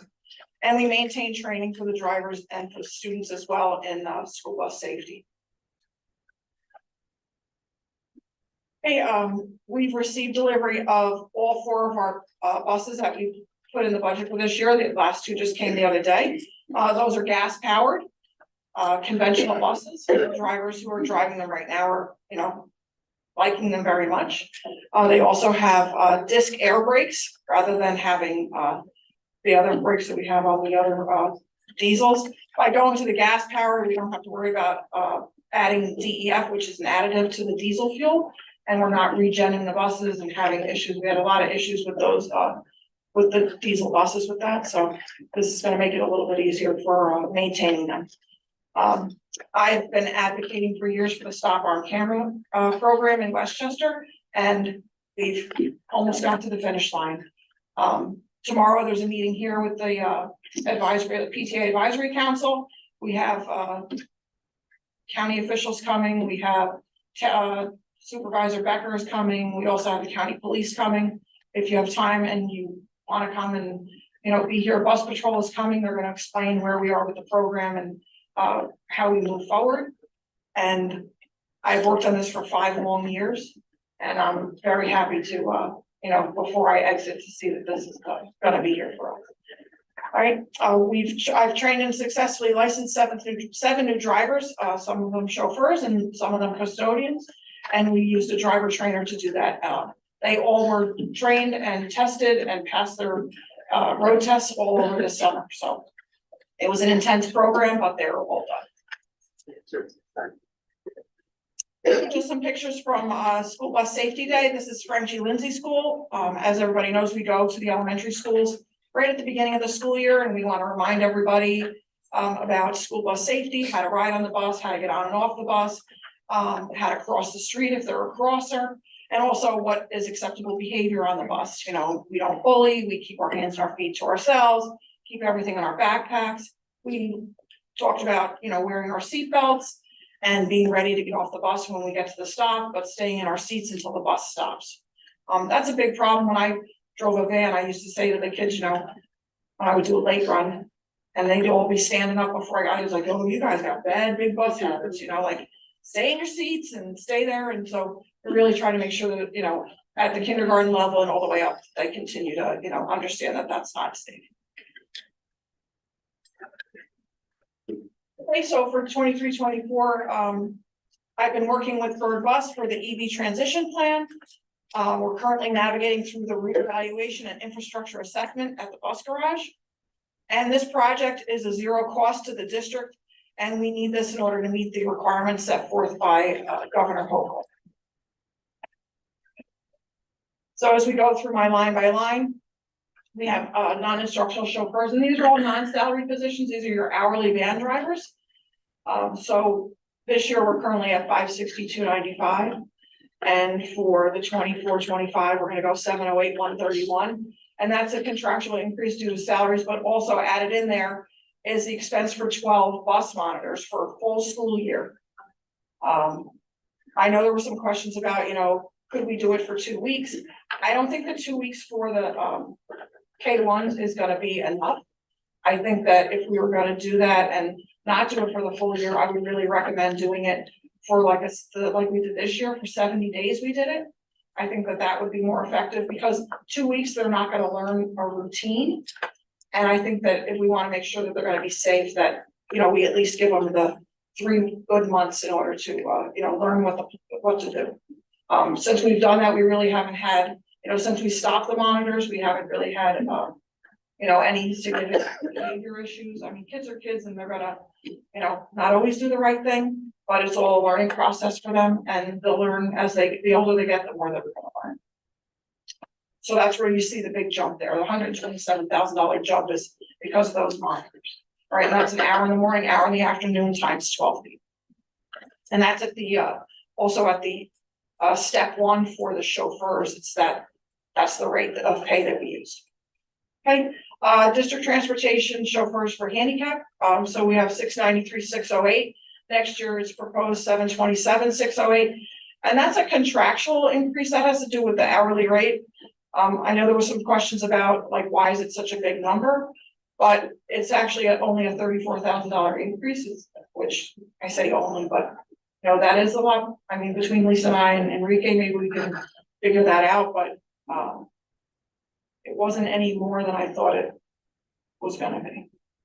Okay, so transportation non-instructional overtime, 186.30, and that goes up to 195.330, and that there is 22,000 expended in that line right now. But the spring is really a very busy time and there's so many field trips that go out of district that I use a lot of that money at that time of the year. Right, so the athletic overtime, it stays the same as 104 and Tommy's also has 106. That's just contractual hourly increase for the CSEA. And then my contractual expenditures, we had to do a reassignment of expenses. Enrique and I had a conversation about this. So my contractual this year, as you see, I'm up to 182,323. I've been paying for the parts for the buses and everything in that line, as well as paying for TransFinder and paying for Bus Hive and all these other programs that I use that are contractual. I was also paying for parts out of there. So I moved it, I decrease that budget line to 60,000, but you'll see later in my line by line where you'll see an increase. And that's because I had to move it all to materials and supplies. Right, so district transportation field trips, that stayed the same.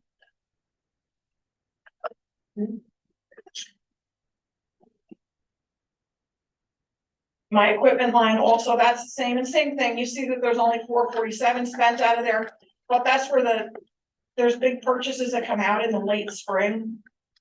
Whether those are star seats, harnesses, wheelchair straps, or there's different things that I purchase with that line as the school year comes to an end. So that's why there isn't too much spent right now, but that money gets expended.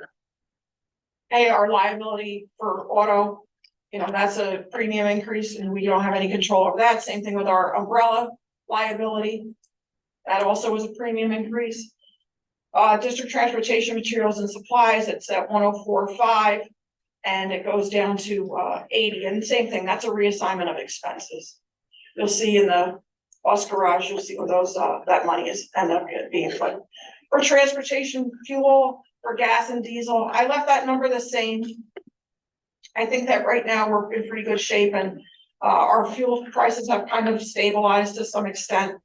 I think that leaving it the 289,903, I think that we're gonna be absolutely fine there. With the moving of, the 2 elementary schools to more neighborhood based, I think that we'll be okay. I don't think we're gonna use more fuel. I think we'll be okay with fuel. And the same thing, lubrication and oil, we left that the same. Hey, bus garage equipment, again, there's $28,000 there. I left that there. That's, we buy tire changers, we buy, the air system there. We buy different things with that money. And most of that, they try to keep what they have and we'll try to order things in the spring. Bus garage contractual expenditures, at 12,000 and then it's 14,127. We had to do some work down at the bus garage. We installed a window and a couple other things down there, and so that's where that increase came from. Okay, bus garage materials and supplies. So as you see, it's $2,273, but now next year it's gonna be $130,000. We've seen a 35% increase in the cost for parts to repair the buses. So I've moved money around and like I said, it's a reassignment of expenses. So we took the money out of the contractual, transportation contractual, and we're moving it to materials and supplies, and that's where all the parts are gonna come out of there. Okay, my utilities, that's just, an anticipated increase. That's my gas, electric, and water all combined. And then the driver's ed stipend, we moved, it's a little bit more. The classroom instructor was expensive this year. So that line is a little bit over. But I think that if we keep it at the 6,000, we should be okay. Okay, so my totals, we go from 2,357,000 to 2,575,000. Okay. Thank you. You have one more slide, Liz. Yes, and as I put up my final budget, thank you all for all your support. I've been 11 years here in the transportation, supervisor's office, but over 30 years here at Hendrick Hudson, and I thank you all very much.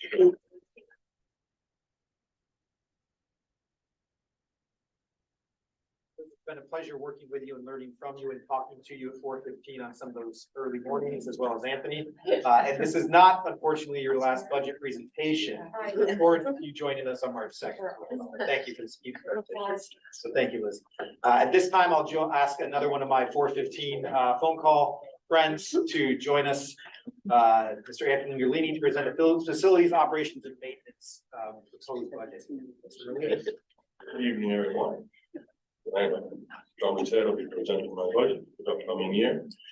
Our mission, as Liz stated several times, we have our mission from the school district, but then on top of that, mine dovetails into the mission of the school district. For operation and maintenance department, the Hudson district effectively and efficiently provide services to support the facility, the faculty, staff, students in pursuit of excellence in their individual and institutional academic, research, and community objectives. So they kind of hinge together both those missions. So I'll give you a little background of maintenance that we do, so we get an understanding of the types of maintenance and how it works. Normal routine maintenance, which includes infrastructure and preventative maintenance, is performed by the district's maintenance, grounds, and custodial staff. That's the day-to-day stuff that happens in the district. Non-major improvements, remodeling, which includes educational maintenance that's funded as part of the operational budget. And depending on this type of work and the scale and the complexity of it, sometimes it's done by the district maintenance staff and sometimes it's done by outside contractors, depending on what's going on. And the daily cleaning maintenance is an activity performed by our custodial staff related to keeping the buildings clean and sanitary. So that's kind of like how things flow through our department. I'll highlight some of the maintenance projects that we completed over the past year. With the funding of the district, and this is done by a couple different ways. Some of this is done with the repair reserve. Some of this, as you can see, I outlined it as a grant. Some of it was just done by our daily operating budget. We're replacing water heaters at the high school, concrete wall and air repair. We did margin at the concrete. We went on some roof repairs at the high school, and the library AC units. Top of this building, we had a grant through ESSER funds, and we replaced that unit. Blue Mountain Middle School, we did a couple of things there. We had an exterior door that was rotting and we replaced those doors and frames. We had some classroom carpet and floor tile installation, some roof repairs. Frank and Lindsay, we did a classroom near there, from carpet to tile. BV, we did several classrooms from carpet to tile. The boiler room, we have issues with the blend pumps, and we replaced those. Library, carpet to tile, and furnace woods, and some roof repairs and furnace woods. This just gives you a little snippet of what we've done, and I just wanted to highlight some of the bigger projects. As you can imagine, there's a lot of smaller projects that happen during the course of the year, but that's what I just wanted to highlight. Some of the proposed things that we're to tackle in the upcoming year, we can do this the same way. The operating budget, maybe some way through the repair reserve. Continue with my exterior concrete work at this building, some roof work at this building in BV, exterior door replacement, like to keep on with that program. We try to do 1 or 2 a year. Classroom carpet, the floor tile. Exterior PA upgrades, that would be at the 3 elementary schools. We found some, when we do our audits and things like that, we want to enhance that so individuals outside can hear just as well as inside. We do a window blind replacement around through the district and some camera upgrades, excuse me, in the buildings. And then my last little snippet there, just so you can get an idea, studies are showing on average for every dollar saved by deferring maintenance, there comes a $4 increase in future capital renewal costs. So you may think you're saving money today by putting off our maintenance, but somewhere down the road, you're gonna have to pay for it. So it's something that you can touch. That's right. I'll go ahead and this one here, so you get an idea of our buildings, the age, the year they were built, additions, renovations, their square footage, and approximate acreage. You can see a composite of our district. We have a 1926 high school, which has many additions on this building. I do want to bring to the fact that in 2 years, it's coming on top of its 20-year anniversary. And we should start thinking about planning what we want to do, if we want to do anything special for this building with the community and et cetera. So we have things to think about with this building in 2 more years. And then the rest of it, you just go through, you can see how the ages of the building. Francie Lindsay is an older building. Canterbury Plank is one of the newer elementaries, administration building, and then the bus garage is something that we purchased. We didn't build that building, and we took that over at one point in time. So that's why it has an older date, but we haven't owned it for that long.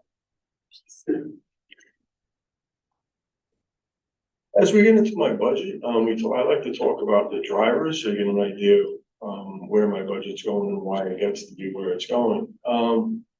Our utilities is, the highest cost of what we do, whether we're talking about oil, gas, or electricity. Electricity, costs anticipated to increase in the upcoming year. Kind of delivery surcharges, production charges, we see a little bit of an increase coming with that. Nothing crazy, but a little bit. We purchase our electricity, our major part of electricity through NYPA, New York Power Authority, and they're a consortium. So what we do is they hedge the pricing, and then they get us the best pricing. So there's a consortium of districts that buy into NYPA to get our pricing down, so we don't pay with your average community member. We pay a better pricing for electricity. Solar, which helps out with our electric, is a fixed increase of approximately 2% per year. I'll talk a little bit about solar on the next slide. And then measures such as LED lighting, we're going to be installing that through the energy performance contract. That project is up at the state now for review. The plan is to start that project or start that work over the summer. And that will also help with shedding our electric costs once we move from T8 down to LED lighting.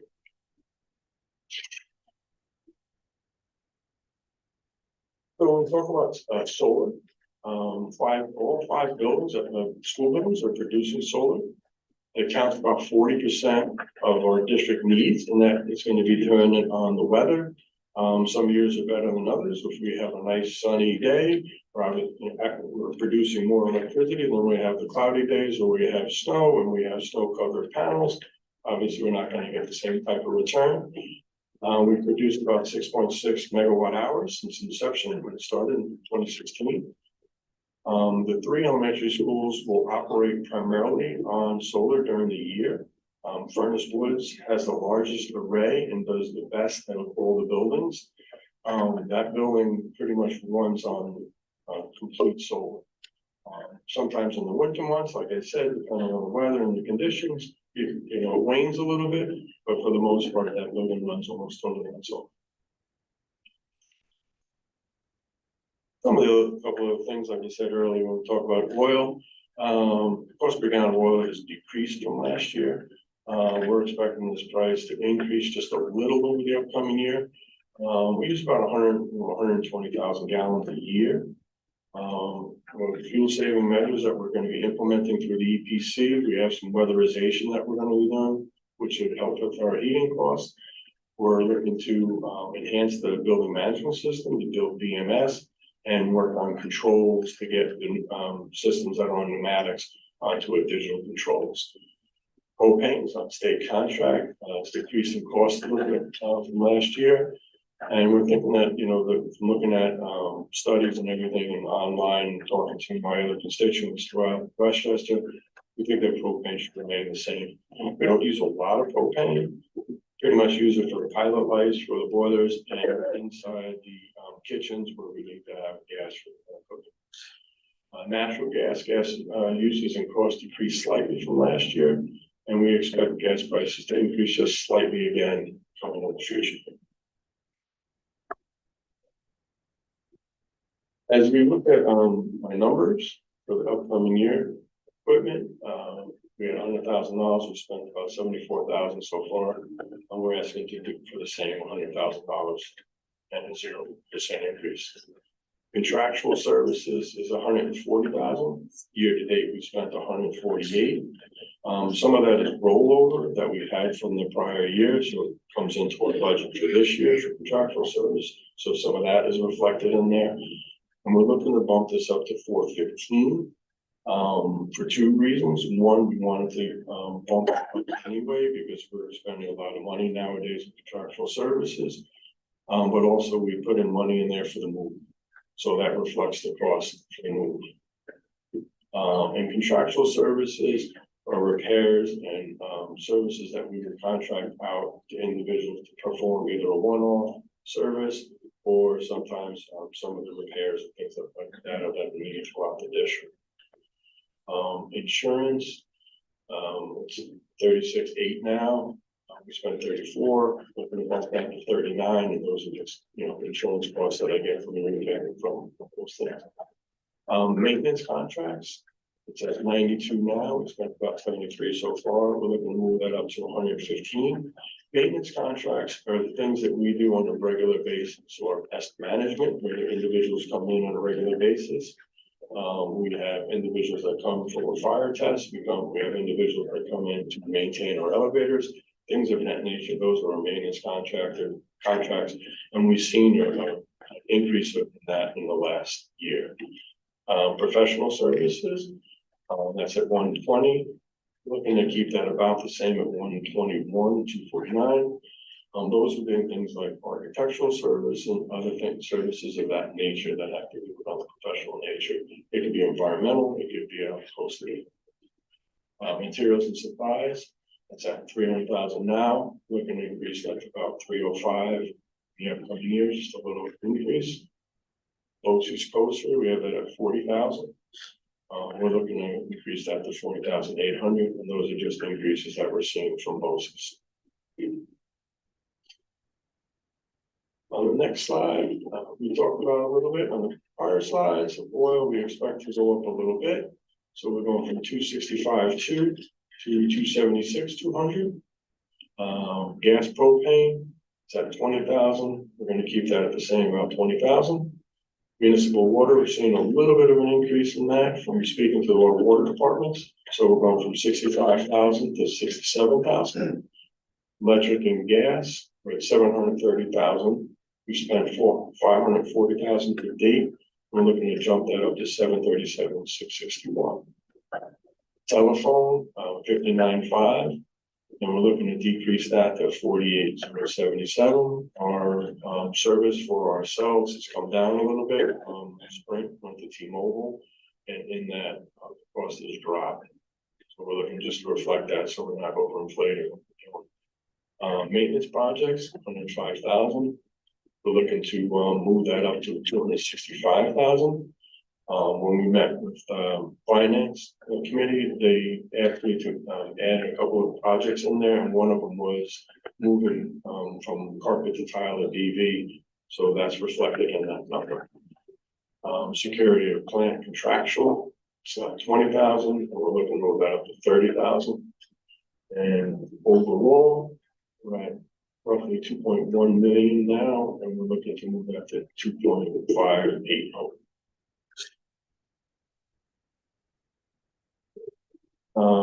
And then I'd just like to express my thanks to you guys. Through the maintenance budget, we were able to accomplish a lot of projects over the last year. I look forward to completing more of them the coming year. But this wouldn't be possible without your support, whether it's board or the community members, voting on this budget and supporting us so we can get it done for the staff and students, et cetera. So I want to just say thank you. Thank you. Thank you. Thank you.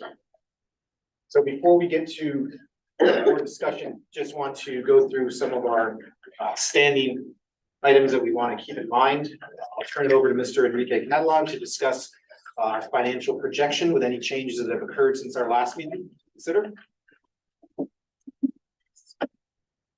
Mr. Catalan will stay up there for our tax levy calculation as well, and we'll discuss some budget drivers together. Thank you, everyone. Good night. Good evening. Basically, it has changed very little.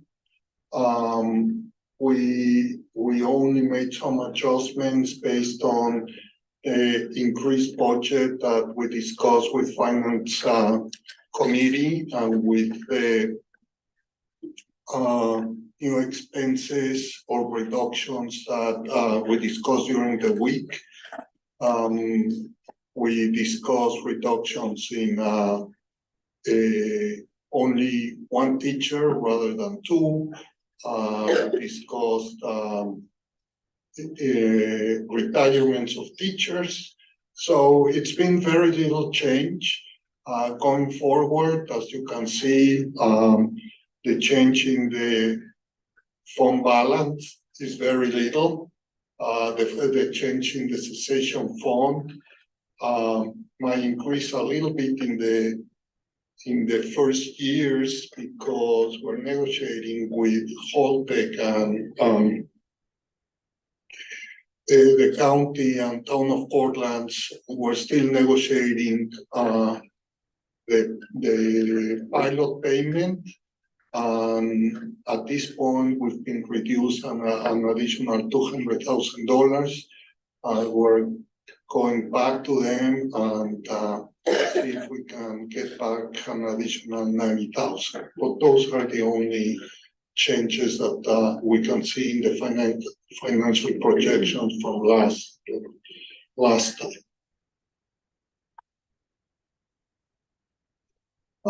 The tax levy calculation, due to those increases, instead of being 6.2% in a proposed budget increase, is 6.6%.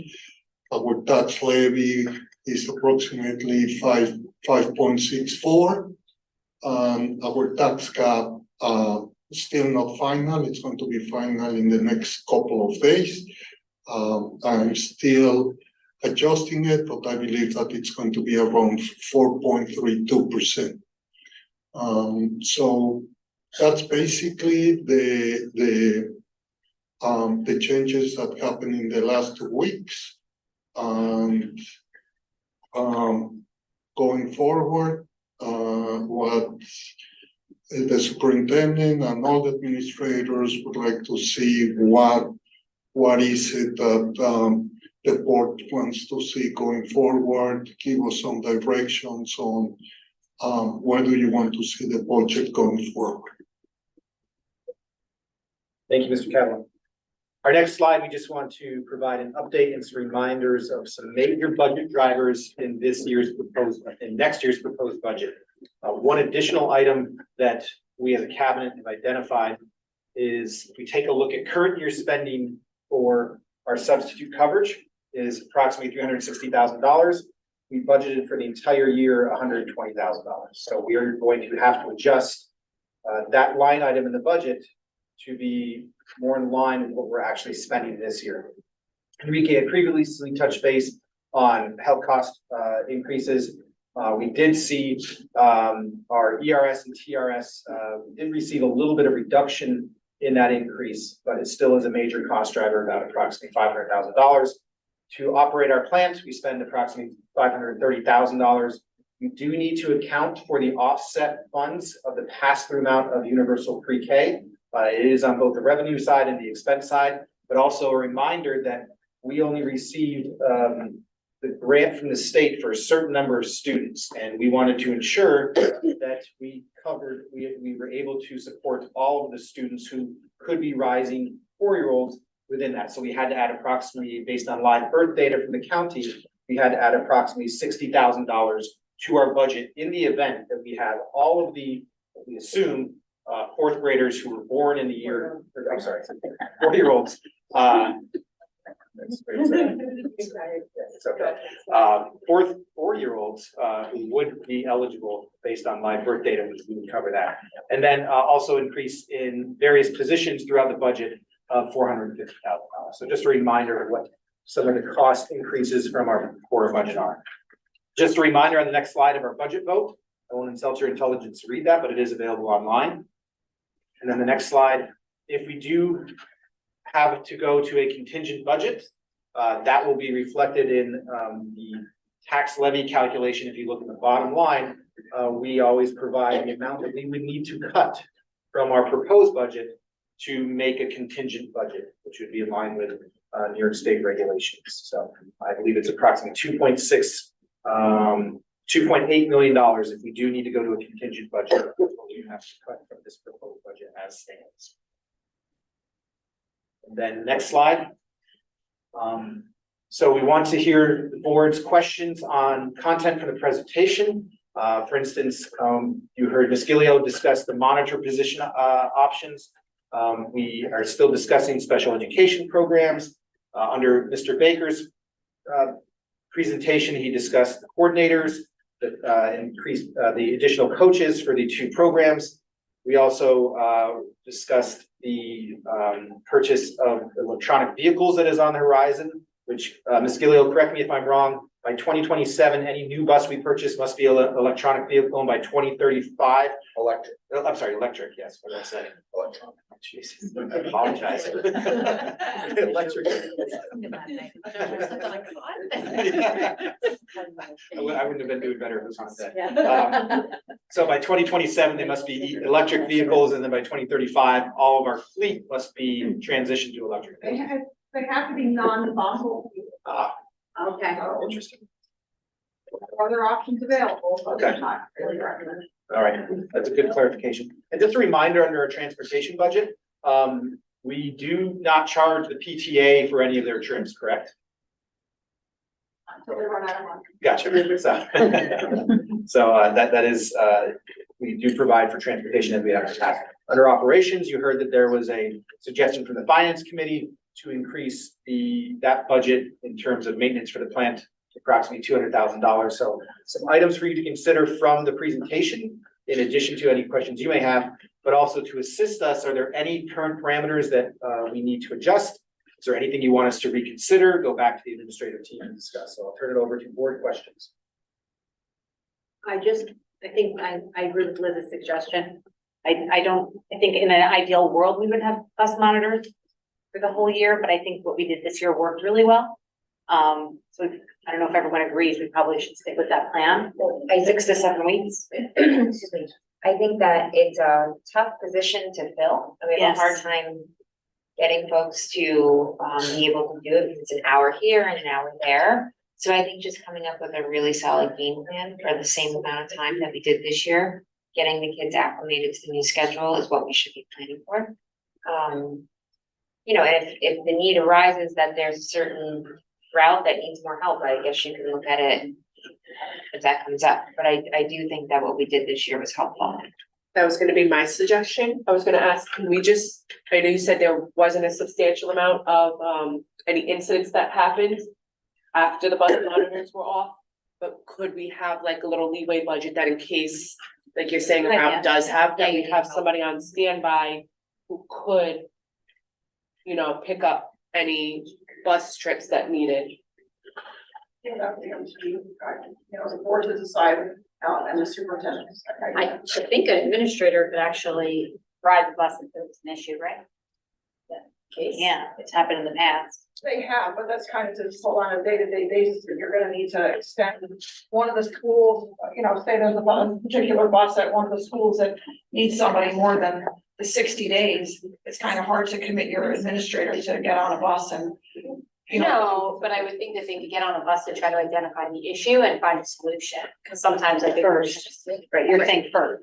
Yeah, No, that's why we have video cameras and that's what we use it for, and we try to do that, but there's still, you know, you do have some kids that need a little extra. so what's the cost difference between what you had proposed versus what we? So right now, 12 monitors for the whole school year is $127,000. Versus what we spent today, this year was, well, if you divide it by 3, and assume we use it for a third. Say it again. Like if 127,000 is for the whole year, and if we're gonna use them for a third of the year, we would just divide that number by 3, right? 30, 40 grand. Yes. 34. I just want. So, And you really can't look at what you spent this year, because this year you paid a very large hourly rate. We would And next year the rate, and it's only. and it's correct, and it's Maybe only BB, maybe only. Furnace Woods and B. That's really $60. Correct. So we can work on the details of what that might look like. I think that makes sense. But it would be less than 60,000 though, because we were hopefully not paying the rate of pay we were paying. Right. Correct. Yeah, so it should be. So is there any, so for BB and Furnace Woods, is there some high impact initial first week of like what, I don't know, is there some sort of training that we could provide to somebody, like some high impact learning that we could give for the bus, for kids that are riding the bus, that are, especially like kindergartners that are new? Like something like For the kids. yeah, like on repeat, this is the expectation, every day be talking about it. There's a bus for that. So Liz, I'm new. I know some school districts do for your first route, first day, bring the kindergartners on the bus with their parents, or we bring the kindergartners on a trial run. Kindergartners, kindergarten orientation, they generally go for a ride on the bus. The driver talks to them about, you know, wearing a seatbelt, sitting in your seat, staying in your seat, and those kind of things. But I don't know that, you know, one time that it's gonna be so having the monitors on for those first, few weeks of school is good, because the monitors are there reminding them, and hey, this is your stop. Hey, it's gonna be Susie's stop. So now let's go, Carol. You're gonna be next. Make sure you have your backpack on, and they try to, transition them and get them ready, and thinking in that. And they're unfamiliar with the route, so they have to, learn when it is their turn. So something we can go back to with transportation is to look at a reduced rather than full year of bus monitors. Sure. For the next presentation, update based upon what this. And I would recommend too, once it's decided as to what staff are gonna go where, is to start to find out which lunch monitors, because they're the ones who did it this current year, or the people who worked as lunch monitors in the school, they were the bus monitors. And so there's a whole training process that has to go. So if it's not the 8 people that did it this year, you're gonna have to get those other people, they're gonna have to be trained, they're gonna have to do a pre-service, they're gonna have to do physical performance test, which I did with everybody, that Friday before Labor Day, when everybody else was off from work. I was in the DO with all the staff, for 8.5 hours doing their instructional part, and then doing all the testing and everything to get them ready to go for the first day of school. So, I'm fine doing that. I'm here till July, but I can come back and do it for you. But it's just something I'd rather have done so that they're ready for the first day of school. Great. And that you know who you have, rather than like, am I gonna have enough people? Because this year we only had 8 people, and we really could have used 12. Oh, it was 12 based on the 3 elementary schools. I'm assuming 6 buses at each school, at each of those 2 schools. Oh, okay. So, Yeah, with like 300 kids, like there's only 200. At Furnace Woods, and some of those are kids in the special ed program, so they won't necessarily be on a big bus, so. Sure. I don't need to, provide monitors for their buses, because they already have them as a parent. Thank you. I have one more question while you're up there. Sure. So,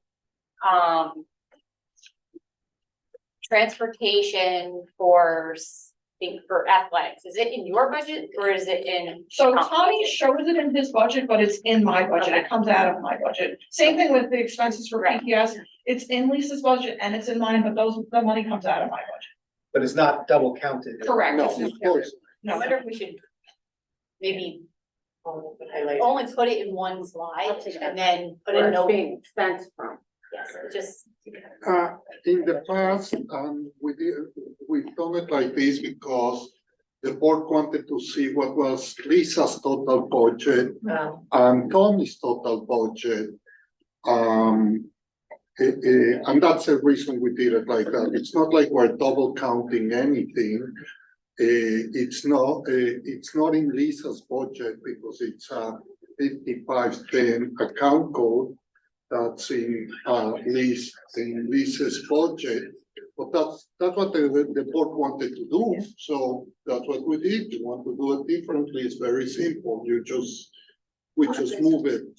I like it, I just wonder if maybe we could call it out slightly differently. So that maybe when Liz does her presentation, she can allocate that of my budget. 100,000 was already discussed from Lisa and 50,000 from Tommy, so that it's Clear. yeah, exactly right. So it doesn't appear to be a double expense. So then, Like a little asterisk on there. Yeah. Or just like one line that says other departments and their total that is making up for it and net that out. so, and then so for athletics overtime, we've only spent 37,000 year to date. But I mean, I don't know who this is actually for then, but we still expect that. So is spring more expensive Yes. than the fall and winter? But also, Yes, and there's two issues there again. The second issue is probably Anthony hasn't charged Liz for the over. there could be a paperwork. You see, they probably is still What's in the that. lag? I was probably winter sports probably has it. Is it a whole season lag? What are we talking about? Is it a month lag? It goes through the overtime sheets that the custodians and the drivers fill out. It's broken down by code. So there's a special ed code, there's a athletics code, and there's a transportation code. So if they're doing athletic trips on the weekend, they mark that and it gets charged in the athletic code. So it's all a matter of just when it cycles through payroll, when it gets entered into the appropriate budget line. So I don't know what. It's just a transfers that doesn't happen that often. Okay. So can you just let us know, what did we actually spend last year? Last year we got. Yeah, I just wanna know what we budgeted or what we actually We'll spent. let you know in the next meeting, yes, Email us. yes. Okay, thank you. Is the athletic coordinator in the athletic budget? Or the two black coaches. So it's in, when I presented the budget, the numbers to Enrique and Mr. Tremblay, that was in my coaching salaries line, but that's not part of this one. That'll be part of the futures. Am I correct by saying that? So we'll discuss staffing, Okay, staffing at. Yeah. so that's where it's going. That's where we, yes. I just wanted to we've been talking about it for 2 years. I know, thank you though. But since Mr. Baker did mention it, it's something that the board is not in favor of. So I think we don't know what it is. What is it? Yeah.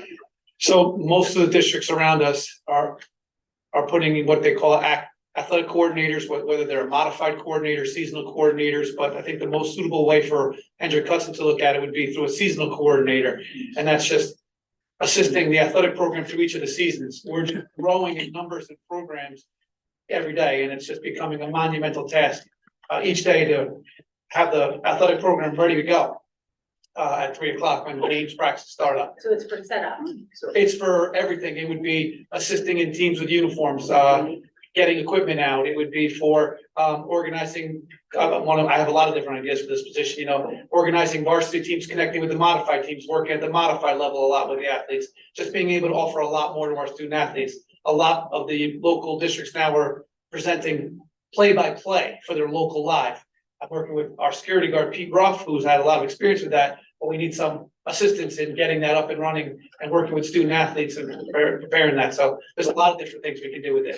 So in general terms, a coordinator, Mr. Baker can't be at every game and every site at all times. Mr. Baker would be the point person for any issue and support as the coaches and medical staff are supporting the students. So the idea of the site coordinator would be that point person if Mr. Baker was not at that site to support. We have multiple sites all the time. How would we make sure that that was distributed equitably across the teams that they needed it?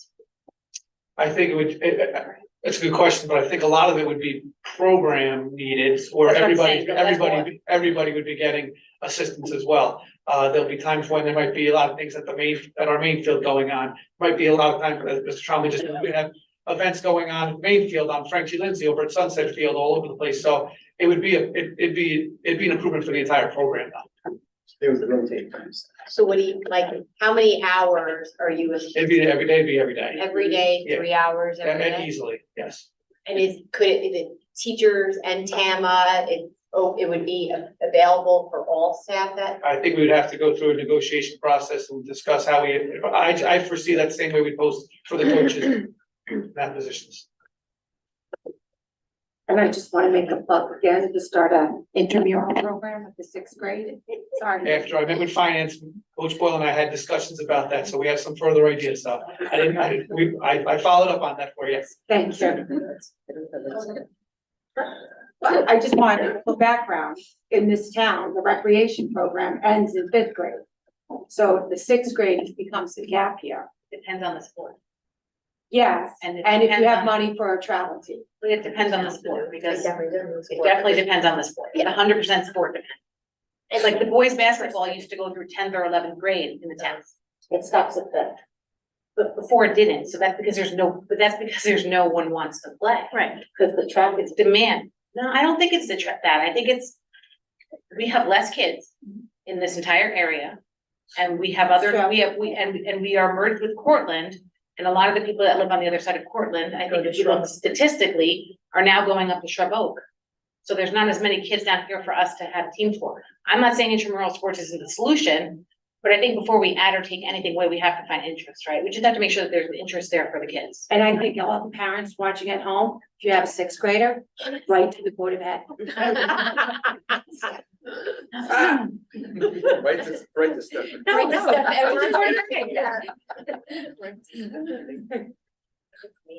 Thank you. All right, thank you again. Thank you. Thank you, Mr. Baker. I have a question for Anthony. You answered one about the carpet removal. You said that's coming out of your maintenance project. How many classrooms still need carpet removal? Always like 18.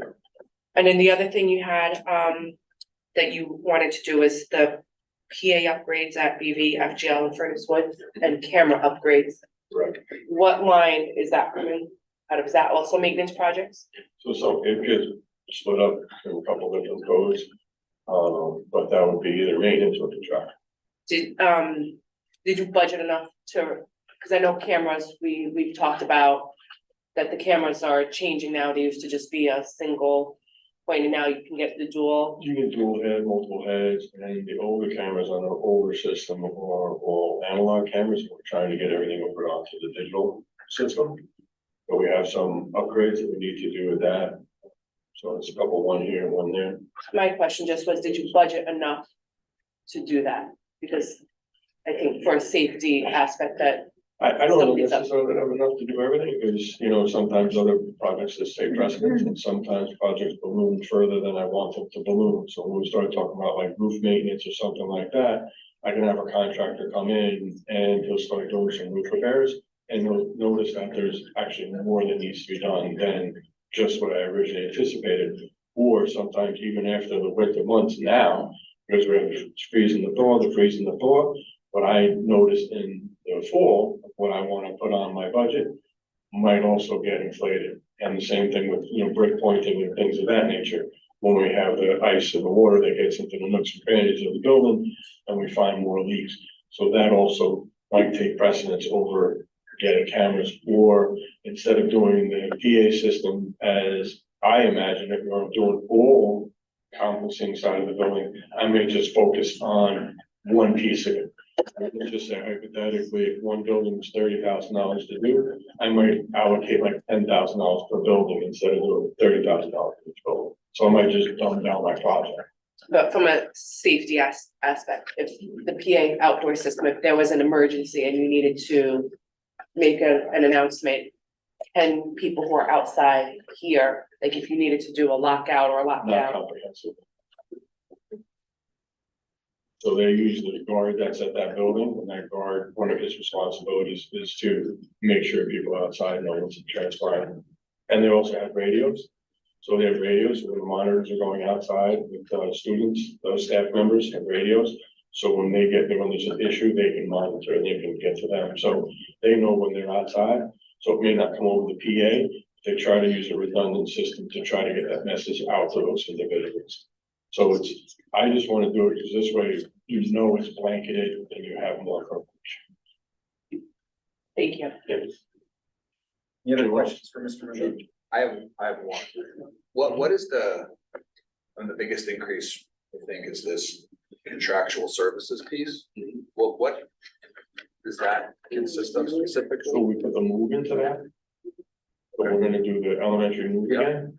So we put money in that line item to cover that cost. Great, thank you. What was the overall added cost for that? I can't. What was the overall added cost for the move that you? So added? we allocated 250,000. And then I had thank you. Then I had a question for Liz about, so we have to still do one bus and 4 vans, right? Is that something that's included in your budget? Yes, one big bus and 4 vans, that was, and it was not to exceed 575,000 for the bond. Okay, thank you. So that would be a separate resolution. It's a separate resolution. So would it be? I did send all that, I don't know why, Carmen came and helped me, but for some reason it didn't show up on my thing. But that's a replacement, that's on your replacement, that's not like I need more vans necessarily for any plan, Correct, so- that is a replacement strategy. 2 budgets ago, we were supposed to purchase vans. We could not get them because of COVID and everything else. Their GM shut down, they weren't making them, whatever. So we didn't get them. So now I really need to replace them because I have 4 vans that I'm using every day. They're over 200,000 miles. So, and the vans, we know that they travel the greatest distance. They're bringing our kids, our out of district kids, or they're, bringing our special ed kids around and. And then the one bus is just a cycle replacement, Correct. retire a bus. Correct. Are you looking to replace with the same buses that you purchased this past year or something different? I'd like to replace with the same bus that we purchased this year. I think that that's really our best route to go. I think that the issues we have with the DEF and the engines and, diesel and stuff, I think that we're better off to go with gas powered. Any other questions specifically for Mr. Merlini, Ms. Gilio, and Mr. Baker? If we think of some more as throughout our discussion, I'll let them go home and get some rest with their families. And thank them for informative, concise, and knowledgeable presentations about their program. So thank you very much. Thank you. Thank you. There are other questions as we continue to discuss. If we have further discussion, I will make sure to reach out to them. What I would like to do is just real quick. Right, go back to the tax levy. Somebody is now calling them the nutritional value. It does. So members of the board, we do have a parameter that says we'd like us to put together a tax cap compliant budget. Our tax cap is not final yet, and also considering the budget to budget levy increase. Is there anything you'd like us to consider with the amount? Take a look at our proposed tax levy of a 5.64 with a tax cap of 4.32. To be tax cap compliant, we'd have to be under that 4.32 levy increase. Is the tax cap still something that you feel is meaningful for an adopted budget and a community approval? Or do you think there's more that we need to consider in terms of reduction or in any aspect? If you're looking for suggestions, our cabinet stands ready to assist as well. I guess my question is, the next few days, the tax cap will get finalized. Are we anticipating a shift, or do we think we're pretty close to it? I anticipate a small increase in the tax cap because, so as always with all the numbers, is good news and bad news. The good news is that we're going to have an increase in the tax cap, and the rationale is because ERS is going up more than expected, and when it goes more than 2% and it's going up 2.1%, that 0.1% goes in your favor of the tax cap. So to say a number, to make it simple, if we're saying that we need $1 million for ERS, and that's 2%, 2.1%, like $90,000 will go to the tax cap. Okay. So good news that our tax cap might be a little bit more higher. Bad news is that I'm going to have to increase the ERS expense. So our budget's gonna go up, but our tax cap. Yeah, the budget goes up, but the tax cap goes up, the tax levy, but by 90,000, not even that. I just gave an example. It's very little, but I'm almost sure that we're going to be very close to this number. Again, the tax cap is what we are allowed to increase our levy by. It doesn't, you have to. Well, it's what we're allowed to increase it by with only requiring a simple majority to pass the budget. Correct. We're allowed to increase it To whatever we. that the community is willing to support, but in that case, it's a higher number of Super percentage, yes. which is 60. It's 60%, yes. But I think what we haven't heard is FTEs, which is gonna really, Right. I don't know if we can really make any. I don't know if I feel like I mean, we talked about the monitors, I think that was some savings, but I mean, it's not a lot, I understand. I have monitors and intramural in 6th grade is what came out of tonight. And neither Anthony nor Liz discussed salaries, contractual salaries. We received a call from TransFinder telling us that the way we're looking at our parameters, we're going to need 2 more buses. We have the buses, but we do not have the drivers. It's the driver, not the bus. Correct. The buses we have, because we got them this year, but we need 2 people more to drive those buses. But they are still working on it. This was just a phone call that Benita probably, a little bit more, but that's what Liz was telling me, that TransFinder said that under the parameters.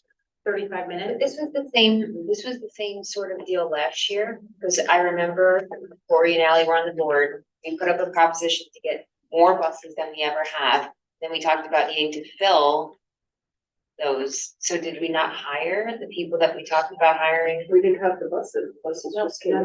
They've been on the road. No, that's what I'm saying. That's what I'm saying. We don't need the buses because we hired we bought the buses.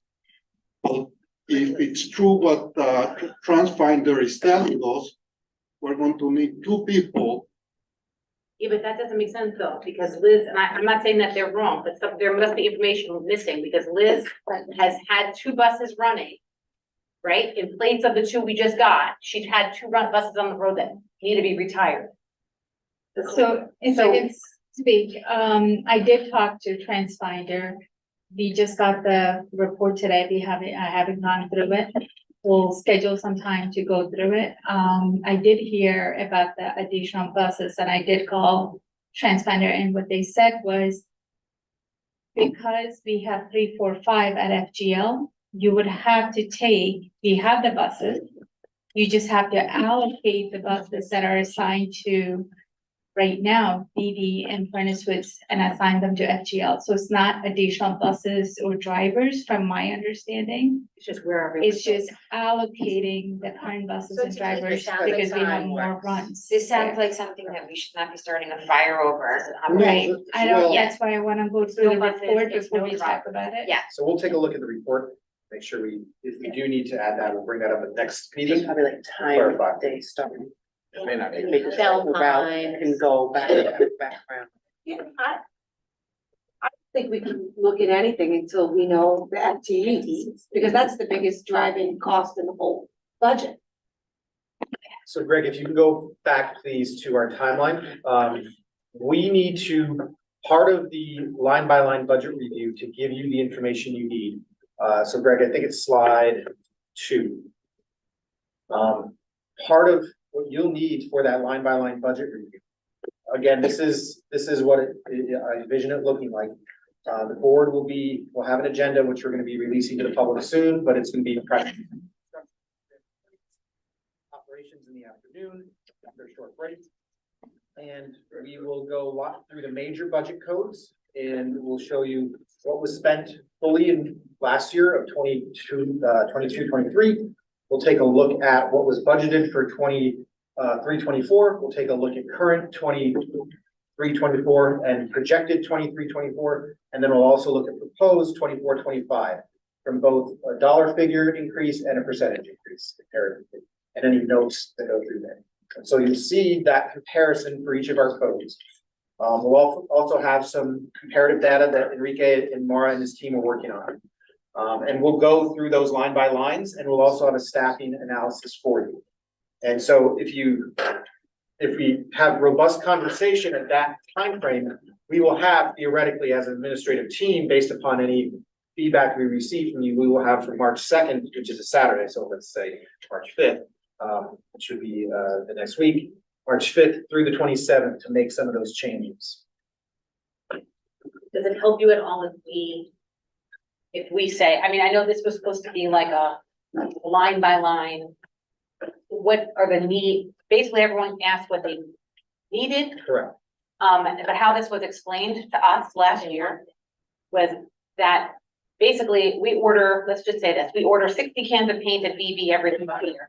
But we don't really need 60 cans of paint at BB every single year. So maybe next year we'll only order 20 cans of paint. Where is that thought process reflected in what we're seeing?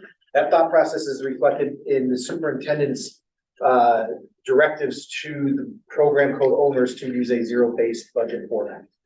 That started in late November to December on through not only cabinet meetings, but administrative team meetings with a training on a zero-based budgeting philosophy, on various meetings that we held saying, you presented this, walk us through your budget, tell us the details about it. But again, these transparent line by line reviews that we're giving them here as well are to reflect that. I mean, we're not gonna get Margaret's budget until your presentation is the 27th, right? 28. Correct. Just curriculum. Staffing is on the 2nd. So we'll never see staffing until March 2nd. So we're sitting at the table. And it will be building by building. I'm sorry. And it will be by building. So we are going to do, I guess somehow has to yeah, be. so we're going to give you total FTE. We'll give you by building and by position. The one area where Enrique and I are trying to, all of us as a cabinet are trying to see the best way to present is because we're in a reconfiguration. They're probably just going to give you by elementary school, by elementary total what it's going to do. Because there's too many parameters per building, if that makes sense. Yeah. So we'll be able to drill down in more detail. But you second. won't know who's gonna do where, is that? Yes, We don't by then, know. we We should know that, but, Do you know how you gave us the budget codes for what you spent last year and what you anticipate spending next year? yes. Is it possible, I'm thinking that by building, you could tell us, like, okay, say the high school has 762 kids. And you have, how many teachers? 160 teachers, let's just say, that, 5 years ago, you had 900 students, and you still had the same, I just think something to compare in the public's eye to see that, like, because I would like to see, you know, here's the 762 students, and here's the, I'm making up the number, by the way, 180 teachers, but 10 years ago, you had 982 students with the same amount of teachers. Something really good to compare. I don't know if I wanna go back 10 years, but that is part of what we presented last year. For the first time last year, we looked at secondary through the same lens that we look at elementary. Elementary is always low hanging fruit. Yes. It's sections and it's teachers. It's very easy to say, I only have 4 fifth grades, so I only need 4 teachers. Secondary is a little bit more complicated, but last year I showed you the middle school and the high school. How many students, how many teachers? But we That- didn't see that- something to compare it to. Well, yes, we always compare one year to the next. We don't go back farther than that. I think that it would be beneficial to go back, not 10, you're right, 5. Just to go back to 5, because you know, I think for the community, just I to see what see. you're saying. The charts that Mike is talking about, that comparison doesn't exist there. We can certainly add it. That is just saying we had 5 art teachers last year. We proposed 5 art teachers next year, but it Right. doesn't say to you, well, maybe we only needed 3 art teachers. So that was the question that was asked when you asked for schedules. Yes. And you said by course, by enrollment, by section. Because I really think that the community does not really understand what efficiencies in its schedule mean. We say it. But what does it mean? You have some people saying, oh, they're cutting, but that's not what efficiencies are. I mean, I think that we really have to walk the community through what an efficiency is in a schedule. So what we'll have at that line by line is we will have our principals available. Most budget discussions will take place by code, which can be drilled down to building. But we tend to look at our overall program, and then our transparency report will reflect what we do for each building. The line by line, we will have our principals there, and I think that that's a good time for them to come up and present any of the, or to fill in the blanks of any questions we have about enrollment, because by that time, we still won't have a finalized schedule at the secondary. Yeah, and I think that a visual from 5 years ago to you had this many students with this many teachers in this building, and now you have this many students with this many teachers. Just so the people who are not in education at home have a visual. So 5-year enrollment. Yes, just by building, you do it by elementary school all the Yes. time. Yes. We have it by. It's not hard to do. We have to produce that We for did several this. reports. We have it. We Yes, have it in yes. our brain. No. We did this. This was reviewed, the middle school and the high school was reviewed. Where is it on board doc? 2019, We will make sure. 2020. It's in there. It's there. It's there. I don't have it memorized, but it's there. When they talked about getting rid of teams at the middle school. And the high school staffing, how many kids were at an average in each classroom? It was, yeah, I think it's better. I think it needs to be a very simplistic video. Like, So we'll have a entire appendices for you, comparative data to the region. Enrique and Margaret and the cabinet talked about it, and we can add to that budget book a 5-year enrollment and staffing comparison. thank you. I mean, last question. I guess the number we're looking at right now on these projections, is this gonna be the closest we get, or is there, because we still don't have Margaret's, right? But I'm assuming that her numbers are somewhere calculated somewhere in this number that we've been presenting. Yes. So yes. They- You know, we've all had access to each other's budgets as we've gone through cabinet meetings. Okay. So if you look on the nutritional guide for our tax levy, Margaret's budget of teaching, supervision, curriculum, all of that is included in the overall proposed budget of 93. Is it possible that that changes? Or you're not gonna know until. I mean, we get it's there? always possible. And Okay. I would say it can change both directions. So, you know, we still have some big decisions, as you know, that we have to make. For instance, if the board says we've been hearing X, Y, and Z, Margaret, are you prepared for the professional learning needs? And we want you to consider an increase in that, just in case. Those are all. when are our elementary staff gonna know where they're going next year? Hopefully before the break. Okay. Are you? Next week. We have a meeting with principals this Friday. Yeah. Staff have already, just so everybody knows, staff have already, Margaret and Lisa have put together a survey about staff preference. Not that we can always give that staff preference, but we at least have that data. Margaret has reached out to special area teachers as well. Yes, so special area teachers and K2 teachers were asked for preferences, 3, 4, 5, it's one building, so. And we've been having conversations with principals, they've been sharing their requests. We also have to consider their requests against the larger district needs. So we'll have another conversation with them this Friday. That's okay. So I know this year and last year, we did TA at first grade. Are you going back to your old sort of model or some revision between the model? So my proposal, sorry. My proposal, and we'll talk about this Friday, we'll talk a little bit about it, is that we're splitting K and 1 effectively. So half goes to BB, approximately half goes to Furnace Woods. What I'd like to see us do is go back to the model of first grade has half day TA, and then the other half of that day, the TA works with second grade. So there's no, that's it. BB and Furnace Woods are set. What I'd like to propose, because Frank G will be larger, is that the extra TAs that are currently at Furnace Woods that won't be needed because we'll have staffing for teachers go to Frank G to help compensate for the extra children that they will have there.